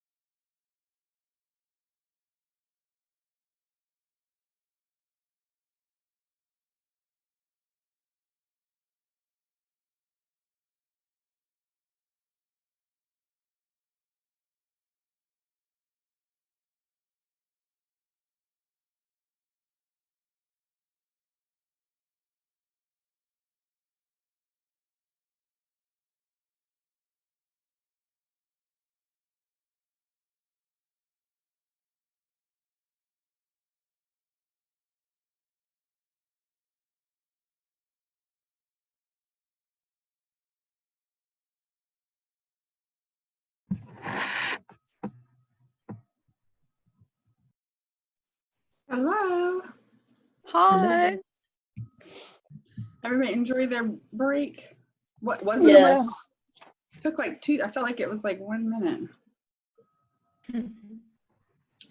Trying to look for chapter. My brain is tired because I don't know. The holiday threw me off some.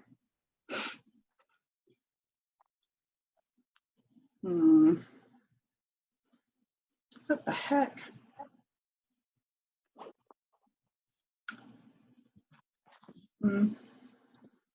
Hold on 1 second. I'm trying to find this.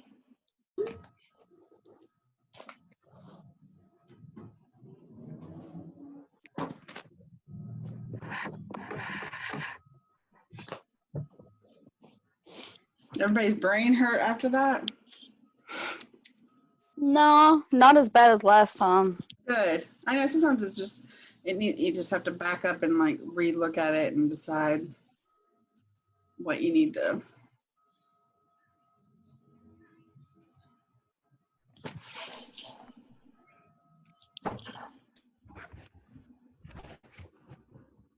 So let's see.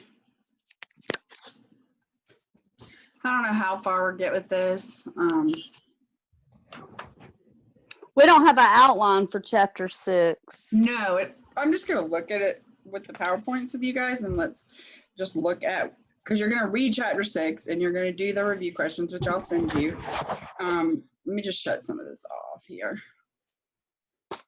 But let's just go, because chapter 5 is a lot, but let's just, can y'all see my screen? Yes. Yes. Chapter 6? Yes. Basically, okay.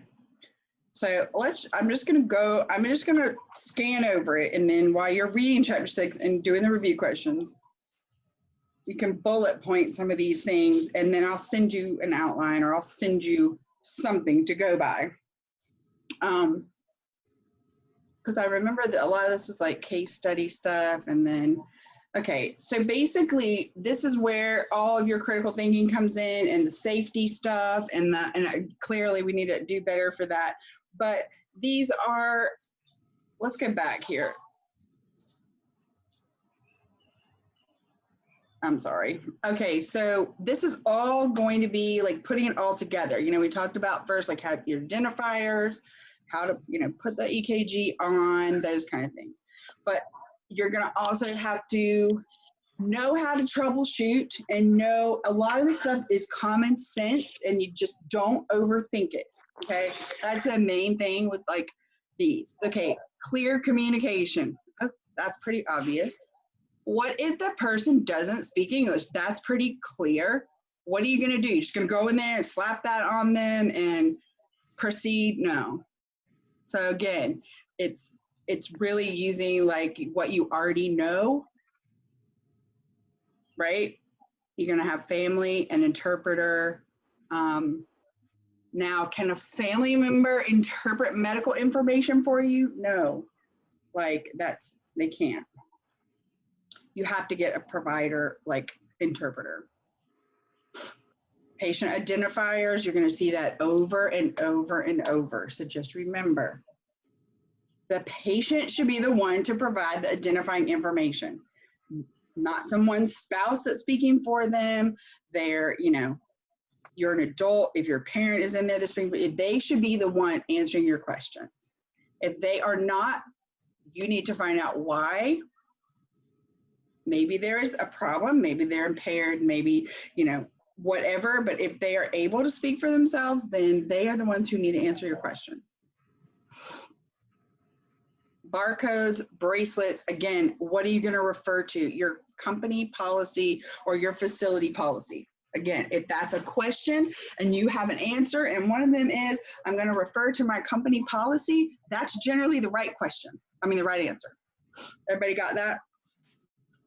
Yes. Because a lot of times, the way they do it now with EKGs, you go in there and you'll have to scan the bracelet and you scan the order. And we didn't do that. We plugged it in on the machine. You do that. So again, it depends on where you work. You may work out in God knows where, and literally they, have an EKG machine from the 60s. Again, this is where we talk about safety, and responses to emergency situations. That's why you have to be CPR certified. You have to be able to initiate CPR if something happens. Generally, are people coming in to get their EKGs done if they're just run-of-the-mill, healthy, no, there's obviously we're doing it for a reason. Are they pre-surgery? Are they having heart problems? So you want to keep all of that. That's why you want to know a history, right, on your patient. We talked about protocols, transmission-based precautions, right? You might need to know the patient's diagnosis. You need to know that beforehand. Is that something good you need to know? Yes. What are you monitoring while you're doing these things? If you're doing a stress test on someone, do you need to know if they were confused beforehand? Yes. That's why all of this puts together that you need to know what's going on with your patient, not just blinders here to do. Their baseline? Yes, that you want to know their baseline and you want to know what's going on with them. Are they in congestive heart failure? Do I expect them to have this, frothy cough or the swelling in the legs? Yeah. That's why you don't have blinders. You're not in there just do that EKG and, Now, if you're a monitor tech and you're sitting back there in your little warm office watching the monitors all night and reading the strips, do you really need to know what their diagnosis is? Well, sometimes, yeah, because it might make their EKG look funny. What do you really need to know is if it changes from hour to hour, or like you look up and you're having a junctional rhythm whereas you weren't before. Do you need to alert somebody? Yes. Because why you are looking for these signs that might develop into a cardiac emergency. You could prevent that from happening if you're aware of what's going on. These case studies, and I'll send these to you, but they're basically ways they have you like in class and once you break up in small groups, we just talked about it, but how it was like, oh, he didn't really know his birthday. Your doctor's order, can you confirm your date of birth? And the person can't. Like, what are you going to do? Like, are you going to just proceed? You're going to have to figure out why. Later in the day, you apply your electrodes and you observe the patient clenching their jaw, closing their eyes. What are you first going to think? Pain. Right. What should you do for that person? Can I help you? Can I make you comfortable? Are you in pain? Can I get you something from the nurse? Like that, you pick up on those signs. They will ask you that. Take orders to patient room 1272 to another area of the hospital for a stress test. When you arrive, you find the patient is sneezing frequently and looks pale with dark circles. What should you do? Should you just go ahead and take them down for their stress test? No. Right. Again, it's kind of common sense. If this person does look like they're about to be able to walk on a treadmill for the next half an hour, no. So I need to address the whole patient. What are we going to tell our patients about the EKG? You're going to have to be able to explain this to a child, a mother, a person who doesn't speak very good English, someone who's older, doesn't understand, maybe somebody who just doesn't have any medical background, has never been to the doctor. You're going to be able to have to tell them what a 12-lead EKG is.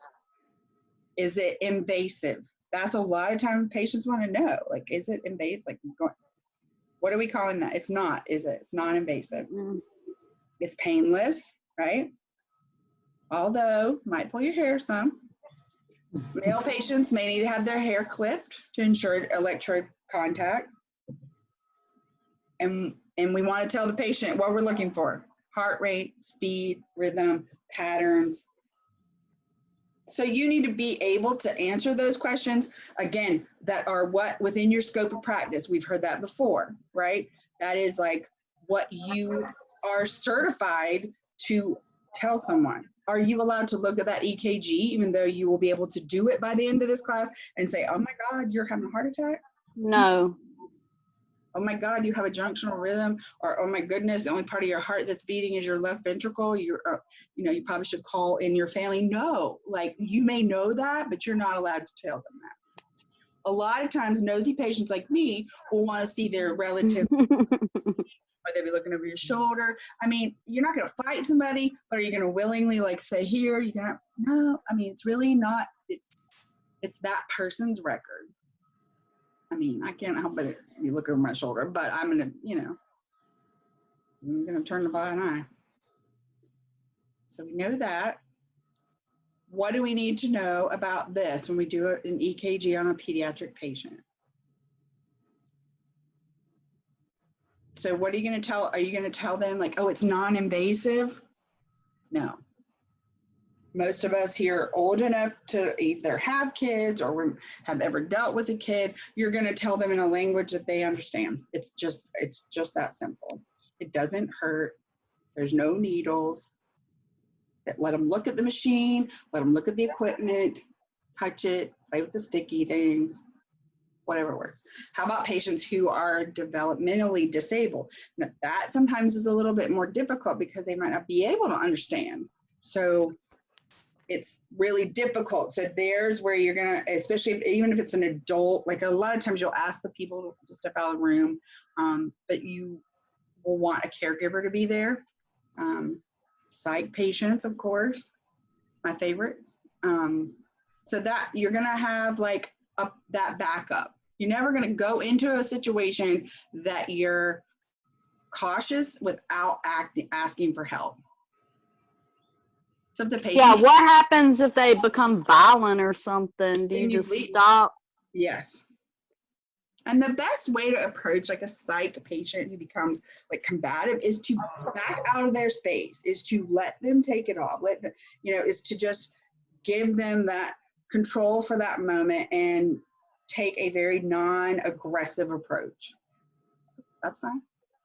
What I'm doing here isn't life-saving. So are we going to, are we going to do that? No. If I had to hold a psych patient down and give them medicines before, not me, not by myself, with others, yes, of course, because those are things that we're having to do for that person and their well-being. But is this? No. So if the person's like, no, I'm not having this done, that's their right to refuse. You don't have, that's not your responsibility. You just go back out to the doctor or the nurse or whoever ordered the test and just be like, they refused. Patient refused. Okay. And that's all you can do.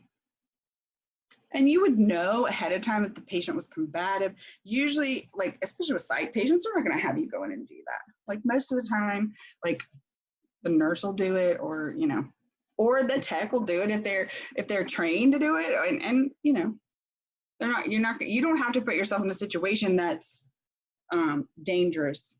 That's not going to help anybody. A lot of patients I will have like anxiety about it. So really it's just more like letting them get comfortable. As long as they know, most people just like, oh, is that going to hurt me? And you think, oh, haven't you had EKG? But a lot of people haven't. Or if they are developmentally disabled, they see a piece of equipment and see you coming at them with these wires, they're thinking the worst. I mean, I've put them on myself before, I have a combative child and I'm like, oh no, you put them on me first. Like once they realize it's like no big deal, it's okay. So again, what's the very first thing on here? Check the doctor's order. So if you have given an order to go get an EKG, a 12-lead EKG, what supplies are you going to have? Believe it or not, that's a question. Machine with paper, lead wires, electrodes, a gown, maybe a towel, maybe some clippers if that's what your hospital uses. Check the doctor's orders. What's the very first thing you're going to do? Identify yourself. We've already learned that. 2 identifiers, wash your hands. It's the procedure that we've gone over and over. You're going to explain the procedure. So that's why we went over that, because at the end of this semester, when you have to go into the lab and perform this, those are the things you will have to do. Like that those are the things that we check off on.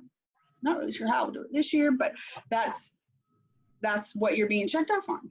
Did you check for the order? Do you have the right equipment? Did you identify yourself? It just becomes second nature. It's the act of doing the EKG will be nothing. Oh, you know what the people have the most trouble with is actually talking to the patients because they're a little timid or they're like, oh, like first time you gotta lift up someone's boob who's really like got big boobs that hang down, you're gonna be like, oh my God, like I don't know if I can do this. You can. It becomes just second nature. That's probably worse for most people than, you know, putting the EKG. It's probably as uncomfortable for them as it is you. Of course, unless you're somebody who's had a gajillion, always had big boobs, is used to it, isn't that modest. Like, you know, some patients are really modest in that way. You know, you can keep it modest. You can keep a patient covered and still do what you have to do.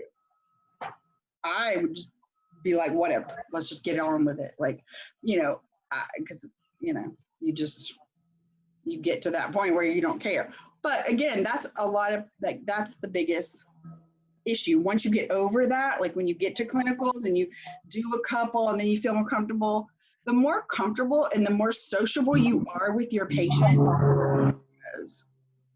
So you just have to, you know, they know that you're not there to do any harm to them. So again, make sure you read these, provide the closed door privacy. It's all common sense stuff. You're gonna, you know, ask them to undress from the waist up, put the gown on. You know, you're gonna follow your facility's procedures. Like you're gonna have your patient remove her bra, leave it on, assess, does it have a wire? A lot of people want to leave socks on. I mean, you're gonna, you know, the different ways to put those leads on. So you're going to do what's gonna be comfortable for your patient. It's really, the best way to get a 12 lead is when they're laying flat on their back. Are we gonna have to make adjustments to that? What if the patient can't breathe when you lay them down flat? That's where you learned what? We want to lift them up. 45 degrees. If she's pregnant, are you gonna lay her on her back? No. How about if the child is adamant that they want their mother to hold them? Could you still do it? Sure. Because we want him to be still, but could she hold him? Sure. Whatever's going to make the patient comfortable and make it so that you can get a good reading is what matters. So you're going to turn the machine on. Like I would just read through these and make sure you know, like, yeah, you got to turn it on. Yeah, you want it to calibrate itself. You're going to load the patient's information in. You may have already done that. Usually you do it at the bedside. In the lab, we have the machines that, you know, you go through in each step, and every one is different. So when you get to clinical and it's a machine that you've never seen before, you ask, show me how to use this. Like every one is different. You turn it on. How do I go to the next page? How do I, you know, keep letting the information? It's okay to ask that. The worst is someone who comes in and won't ask and just keeps messing it up because they don't want to just say, hey, I've never used this before. Like, so that's why, like, in the lab, we play with the equipment and there's several different ones, but literally, you know what you have to do. You got to load the patient's information. You got to run the EKG and it's got to look good. So lotions, hair, those kind of things are going to cause you problems. You want to make sure, and there will be alcohol wipes on the machine so that you can clean the skin and then let it dry before you stick the electrode on there. Because what if they've been out in the sun all day? What if it's 112 degrees outside and they're kind of sweaty? Are you going to get a good read? No. What if I just put a bunch of lotion on before I came in there and I'm like, you know, got my good smelling lotion on. Am I going to be able to get a good read? No. So you have to clean those areas with the alcohol pad and let them dry and slap them on there. Open the package of electrodes. I mean, this goes through these, you know, attach them to the patient, avoid bony areas, broken skin, scarred tissue, implanted devices. So if I have a very, very like bony chest, I mean, you're going to have to like, you may have to go a little bit one way or the other, or if the person has, you know, scar tissue or fresh mastectomy, like you are going to have to make concessions.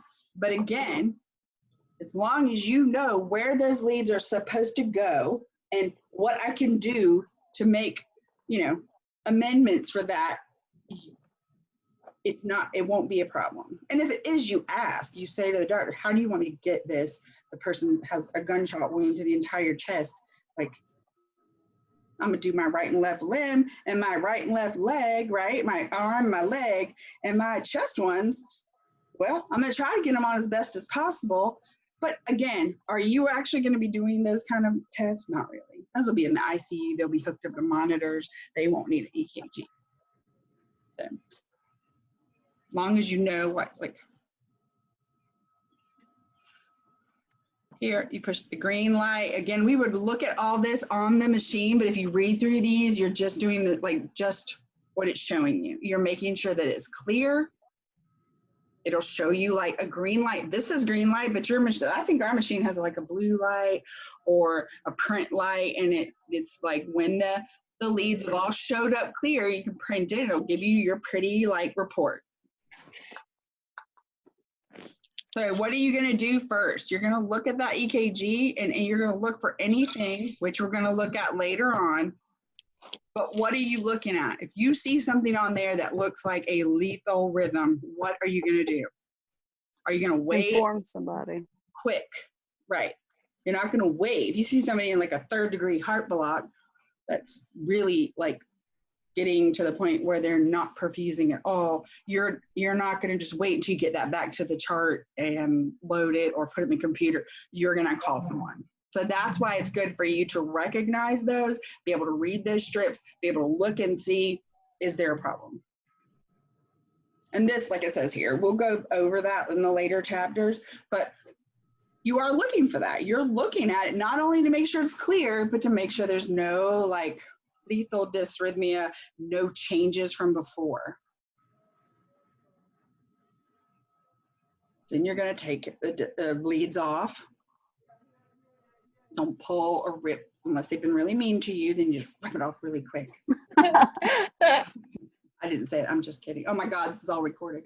Then of course, the last thing you're going to do is what? Wash your hands. First thing, last thing, like always, wash your hands. If wash your hands is a question or an answer, pick it. Allow the patient to dress, give them any information, upload it into the medical records. Sometimes you're still putting them in a hard chart. A lot of places have gone to electronic, so you may just have to plug your machine into the computer and download it. And you're going to clean and store it. You're going to clean it. You're going to plug it in. And you're always going to follow your policy about what to use on your wires in your machine to clean it with. Facility policy regarding reuse of electrodes is if more than one EKG is conducted on the same patient. Some electrodes perform. I have never used the same electrodes. Like the only time you use the same electrodes if they're having continuous monitoring, like tele. But if you're doing an EKG, you're not pulling those things on and off and reusing them. And you definitely are using them on the next patient. They're disposable. We don't use them again. This talks about the 7-year-old, the telemetry pack. If you're on a telemetry unit, you're going to have a little box. It's going to have 5 wires, and you know where your 5 leads go. Where do they go? Right arm, left leg,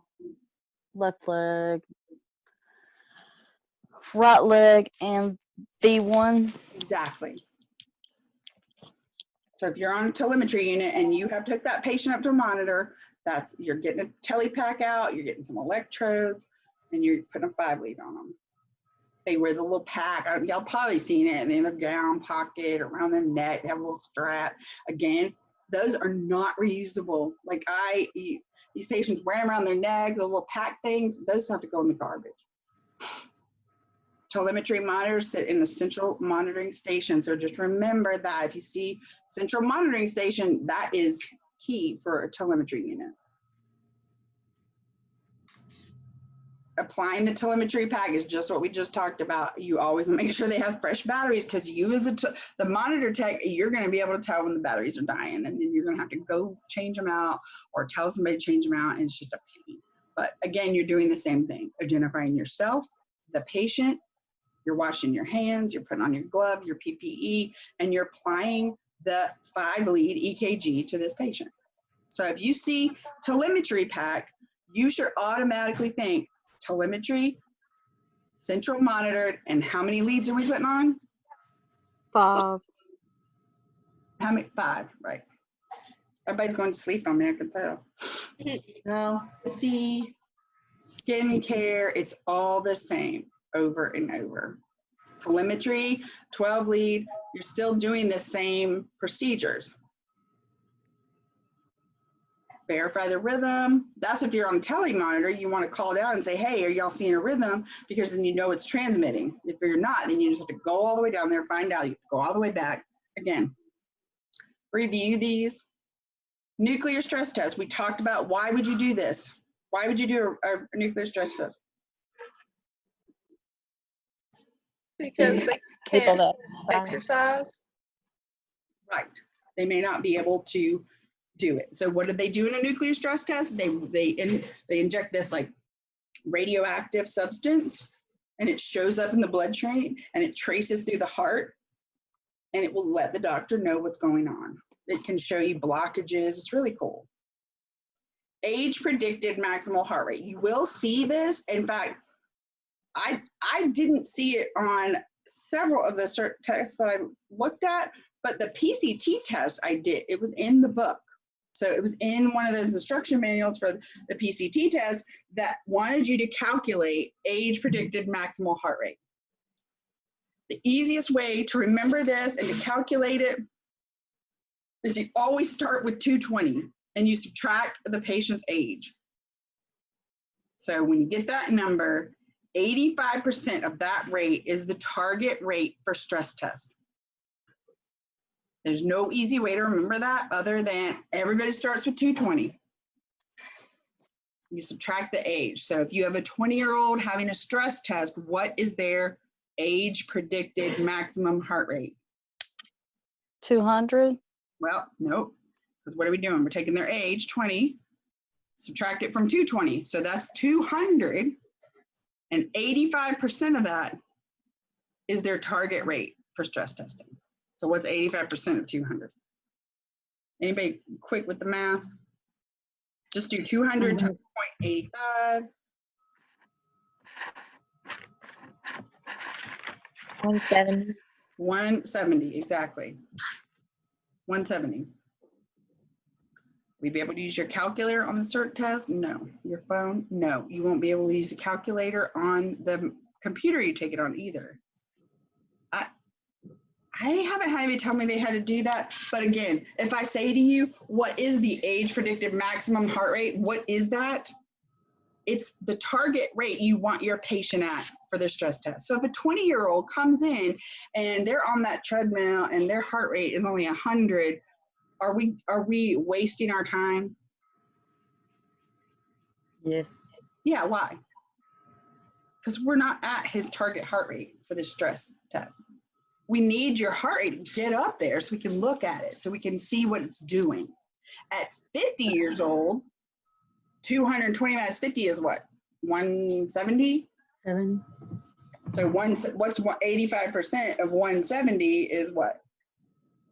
Somebody add that up. I could do it. It'll take me forever. Let's see. 44.5. What is it?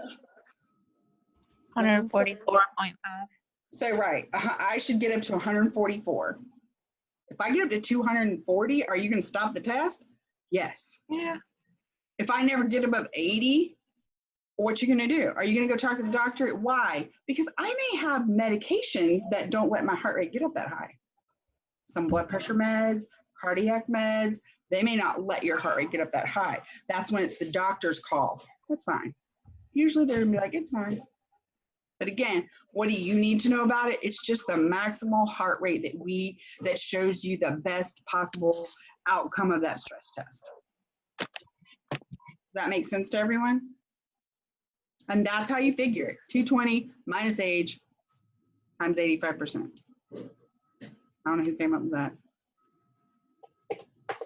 If you see that on a test, age predicted maximal heart rate, oh, where would you ever use that? Oh, on a stress test. Why? We need their heart rate to get up there. We need to see what's going on. Crash cart. Everybody know what a crash cart is? Yeah.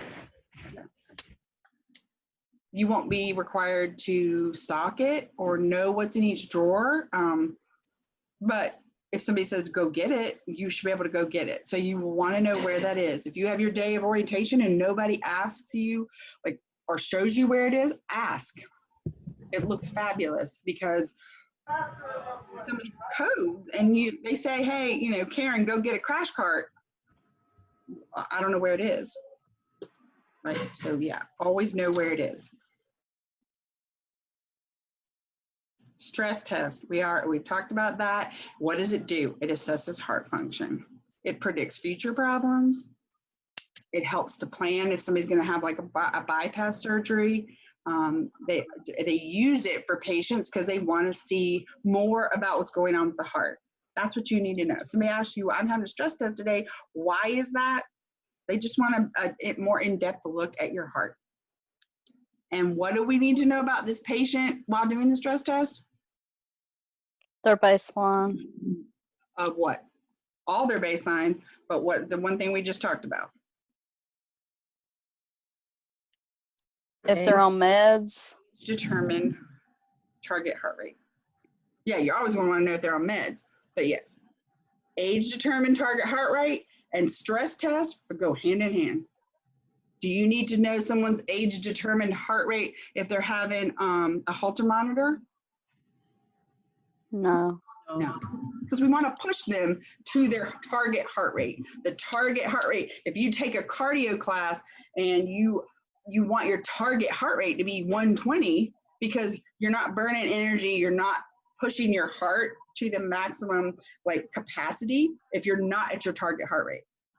So I can go out for a stroll 2 times a day and, you know, walk all casual in my flip-flops. Am I getting any real exercise? No, because I'm not pushing my heart to its target heart rate. Cardiac stress may be induced by exercise or by a stimulant like a med. So just know that there's 2 different ways. Nuclear stress test, we talked about that and why you do it. Everybody good with that? Why you would do a nuclear stress test instead of a physical one. Mm-hmm. Yes. No caffeine. Follow the doctor's instructions. They may want them to stop. You may have that responsibility of explaining to someone tomorrow morning, you're going to come in, I'm going to hook you up, we're going to do a stress test. You need to be able to tell them what instructions. They're pretty baseline, they're pretty basic, they're very, you know, they're pretty common sense. Bring your meds with you. The doctor will tell you what meds to take. Don't have anything to eat or drink except water. It will last 2 to 4 hours. Someone will always be there. Anybody questions about stress tests? Because that's a lot of what you guys will do. Especially when you go for your clinicals, you may, if you get to do one, that's great. Sign up for that. We know about those instructions. We know about the target heart rate. Everybody, this is a good, I'll send you all these PowerPoints and you can review that. Again, what do you need to know about that? Why do we need to know it? What's our goal? What's going to prevent that? And how do we get to it? 220 minus age divided by 85%. Am I going to have you do a trillion of those on the test? No. Just know what it is. That way, when you go to clinicals and somebody says, oh, have you ever calculated this before? You don't sit there and go, I don't even know what you're talking about. Have I ever had to do one in the hospital? Yes, years ago.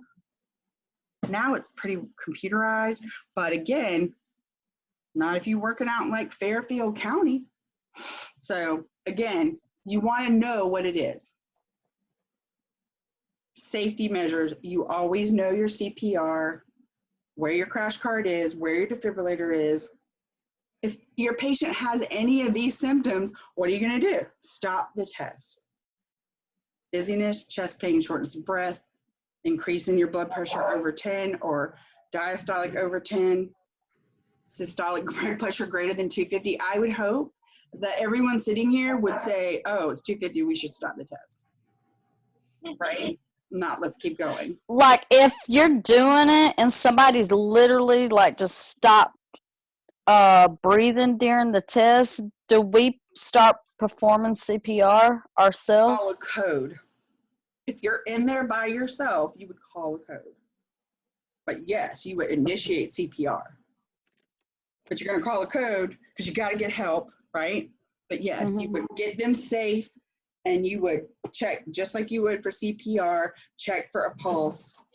Here's the other thing. Your patient's going to be on a monitor. So you're going to be seeing what they're doing. And you're not going to probably be the only one in there. During a stress test, there's a lot going on. But your patient's being monitored. You're going to see that. You all of a sudden see no pulse and your patient's on the floor. What do you do first? You call a code. You can't do it by yourself. Once you initiate CPR, you can't stop, right? And then go call a code. You need to go call a code and then initiate CPR. Yes. Safety first. Get help. CPR. And you all have been trained in CPR. Everybody good with that?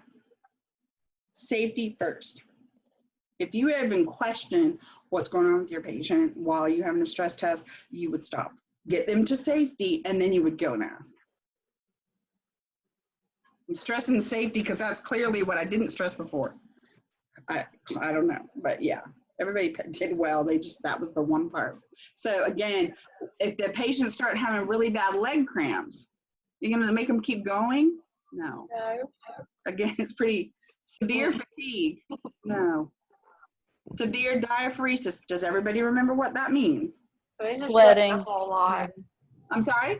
That means they're sweating like a lot severely. Right. Worse than me in the menopause. It's like bad. So yeah, they're just like sweating. No, we got to stop this. ST segment changes. We will get there in chapter 9. But if that happens, of course you're going to stop the test because that's telling you that there's infarct, injury, something going on. Or worsening dysrhythmias. If they were already in second-degree heart block and it now got worse, then you're going to stop it. So that's what it means by worsening dysrhythmia is like arrhythmia that's not right. It's messed up, right? So if it's already that way and it gets worse, then of course. But if it's that way, you're not going to stop the test. You know this person goes in and out of atrial fib, you know. You might want to discuss with the doctor, like, hey, they go into atrial fib. You want me to stop? You probably will. Atrial fib, you can't really breathe good. So yeah, worsening dysrhythmias. Or if the patient says, I need to stop. I cannot do this anymore.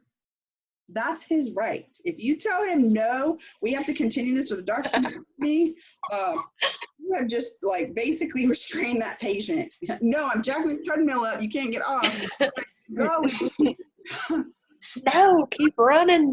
Right? I would just flop down and let the thing just swing me backwards. And like, call my attorney. Like, no, but I mean, if the patient wants to stop, that's totally their right. Or if the heart rate doesn't ever get above 120, like if you're on there, man, going for 30 minutes and the heart rate's still at 60, we got a problem.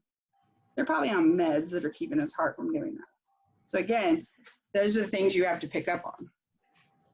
But they're pretty common sense. Maybe I take that for granted, but I mean, if you look at this man is sweating and short of breath, your answer is not going to be continue the test.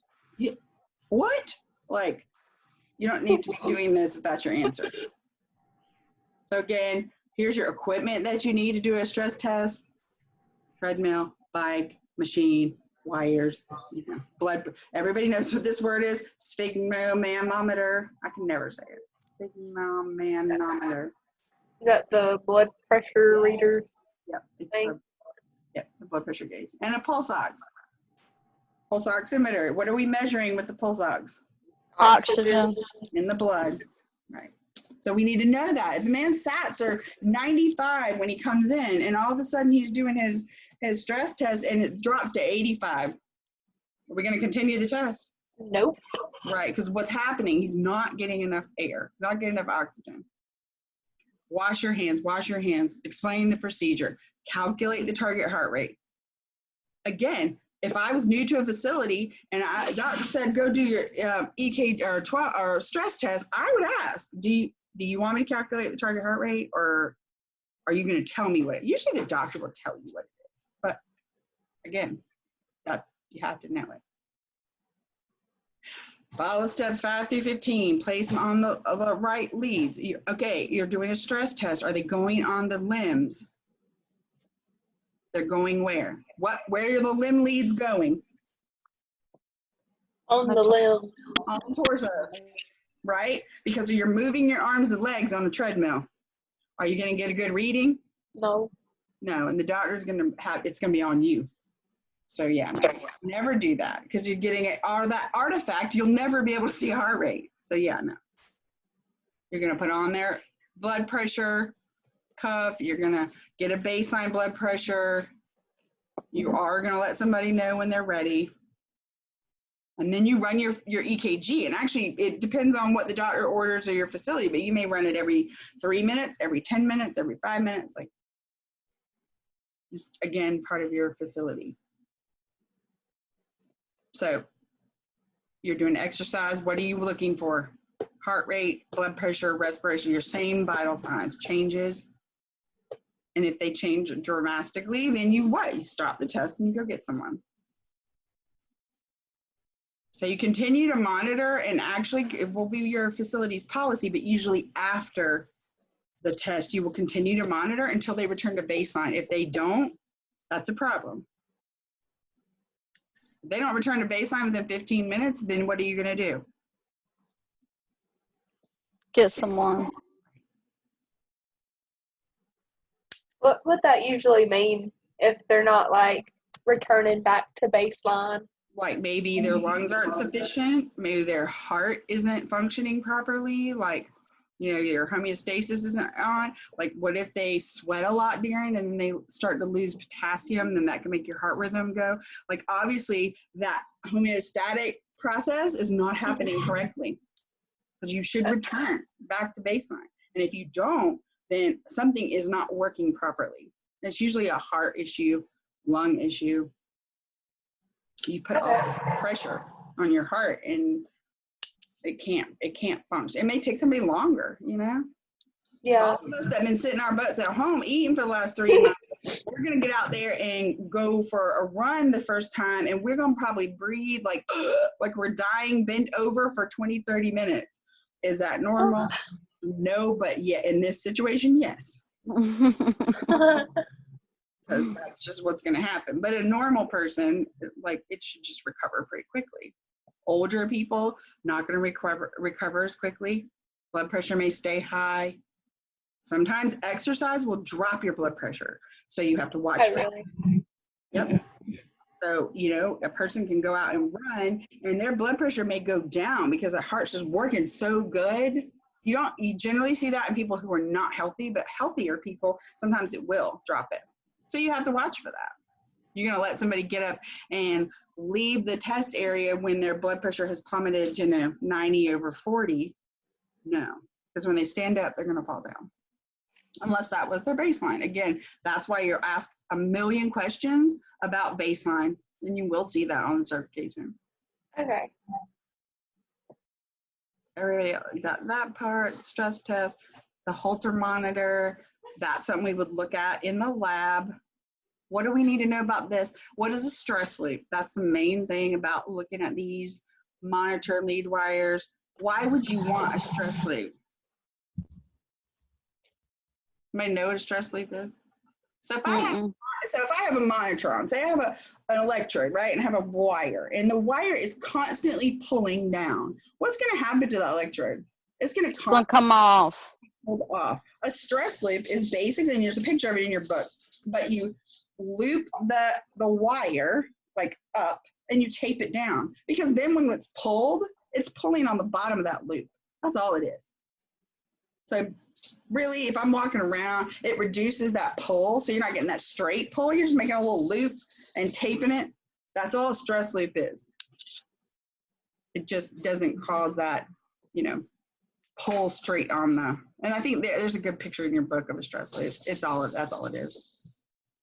Ambulatory monitoring, we talked about that. Event monitoring, just know this is stress loop.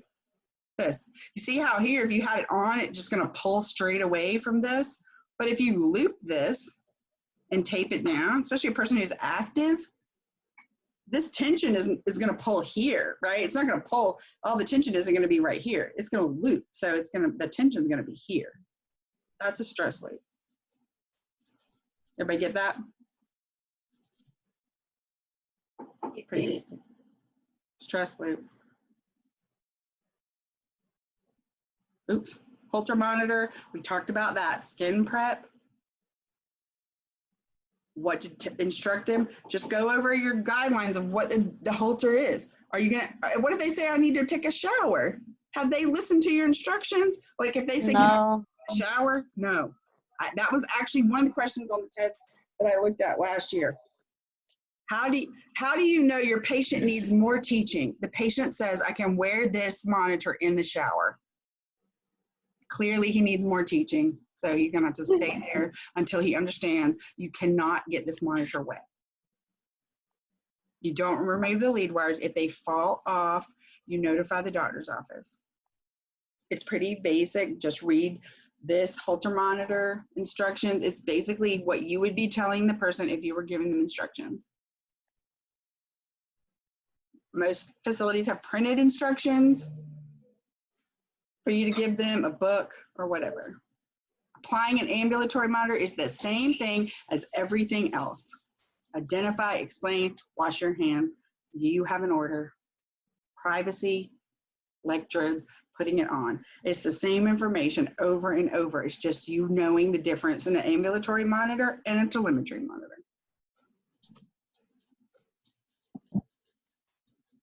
Anybody got questions on any of that? This just puts together, chapter 5 was all the pieces and parts and what we're looking at, and these are the different tests and how to instruct the patient and how to answer questions. Anybody have questions or need more clarification or need more information sent to you? I will send this and the review questions for chapter 6.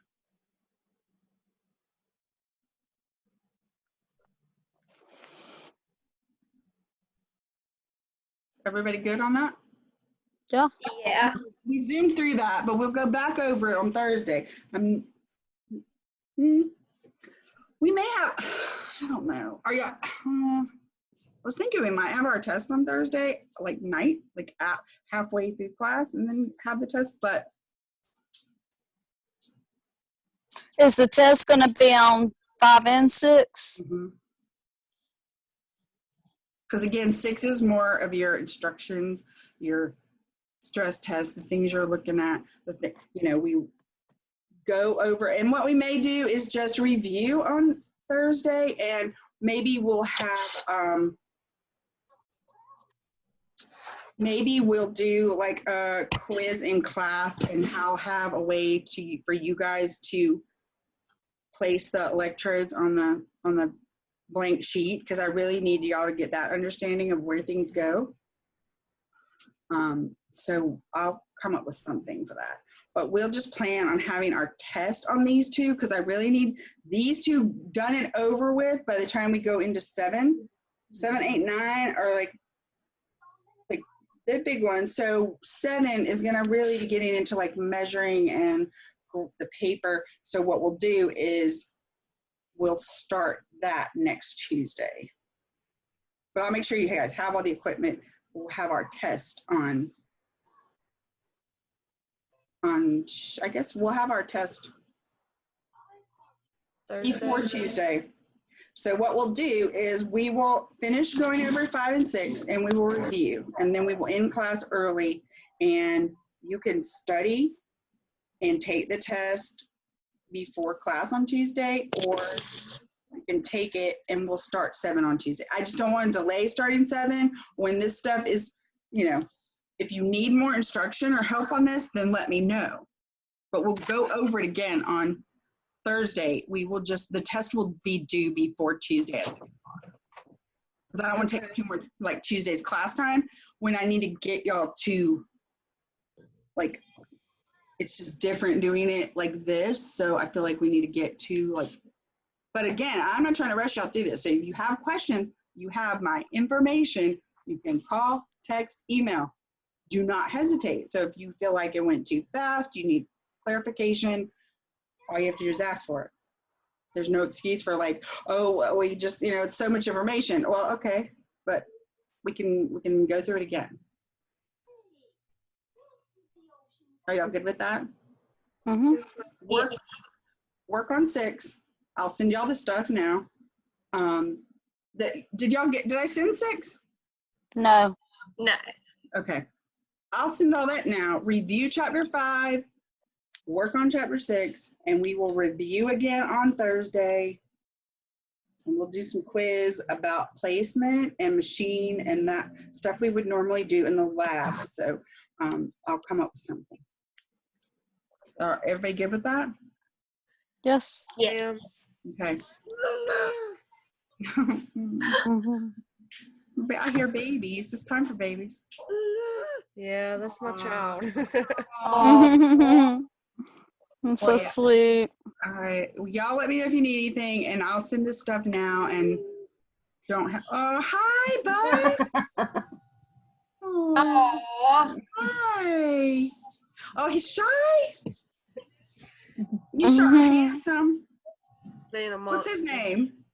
Lakin. Lakin? I like that. Yeah. Hi, Lakin. Hey. Aw. He's shy. He's cute. He's so cute. Thank They you. grow up fast and they get more expensive. So yeah, Yeah. you're on the right track. Trust me. Oh, he's so cute. It's bedtime, right? Oh my God. Yes. Well, y'all enjoy your weekend and oh no, my God. I will see you Thursday. See, I keep thinking this is Thursday. I need to stop. Okay. Yeah. I will see y'all Thursday. Okay, y'all have a good night. You too. Bye. Bye. Oh my God. I keep thinking it's.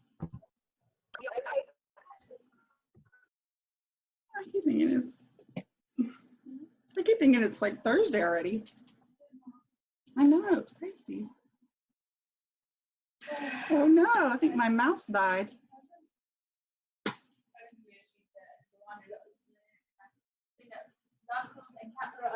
Where was that all?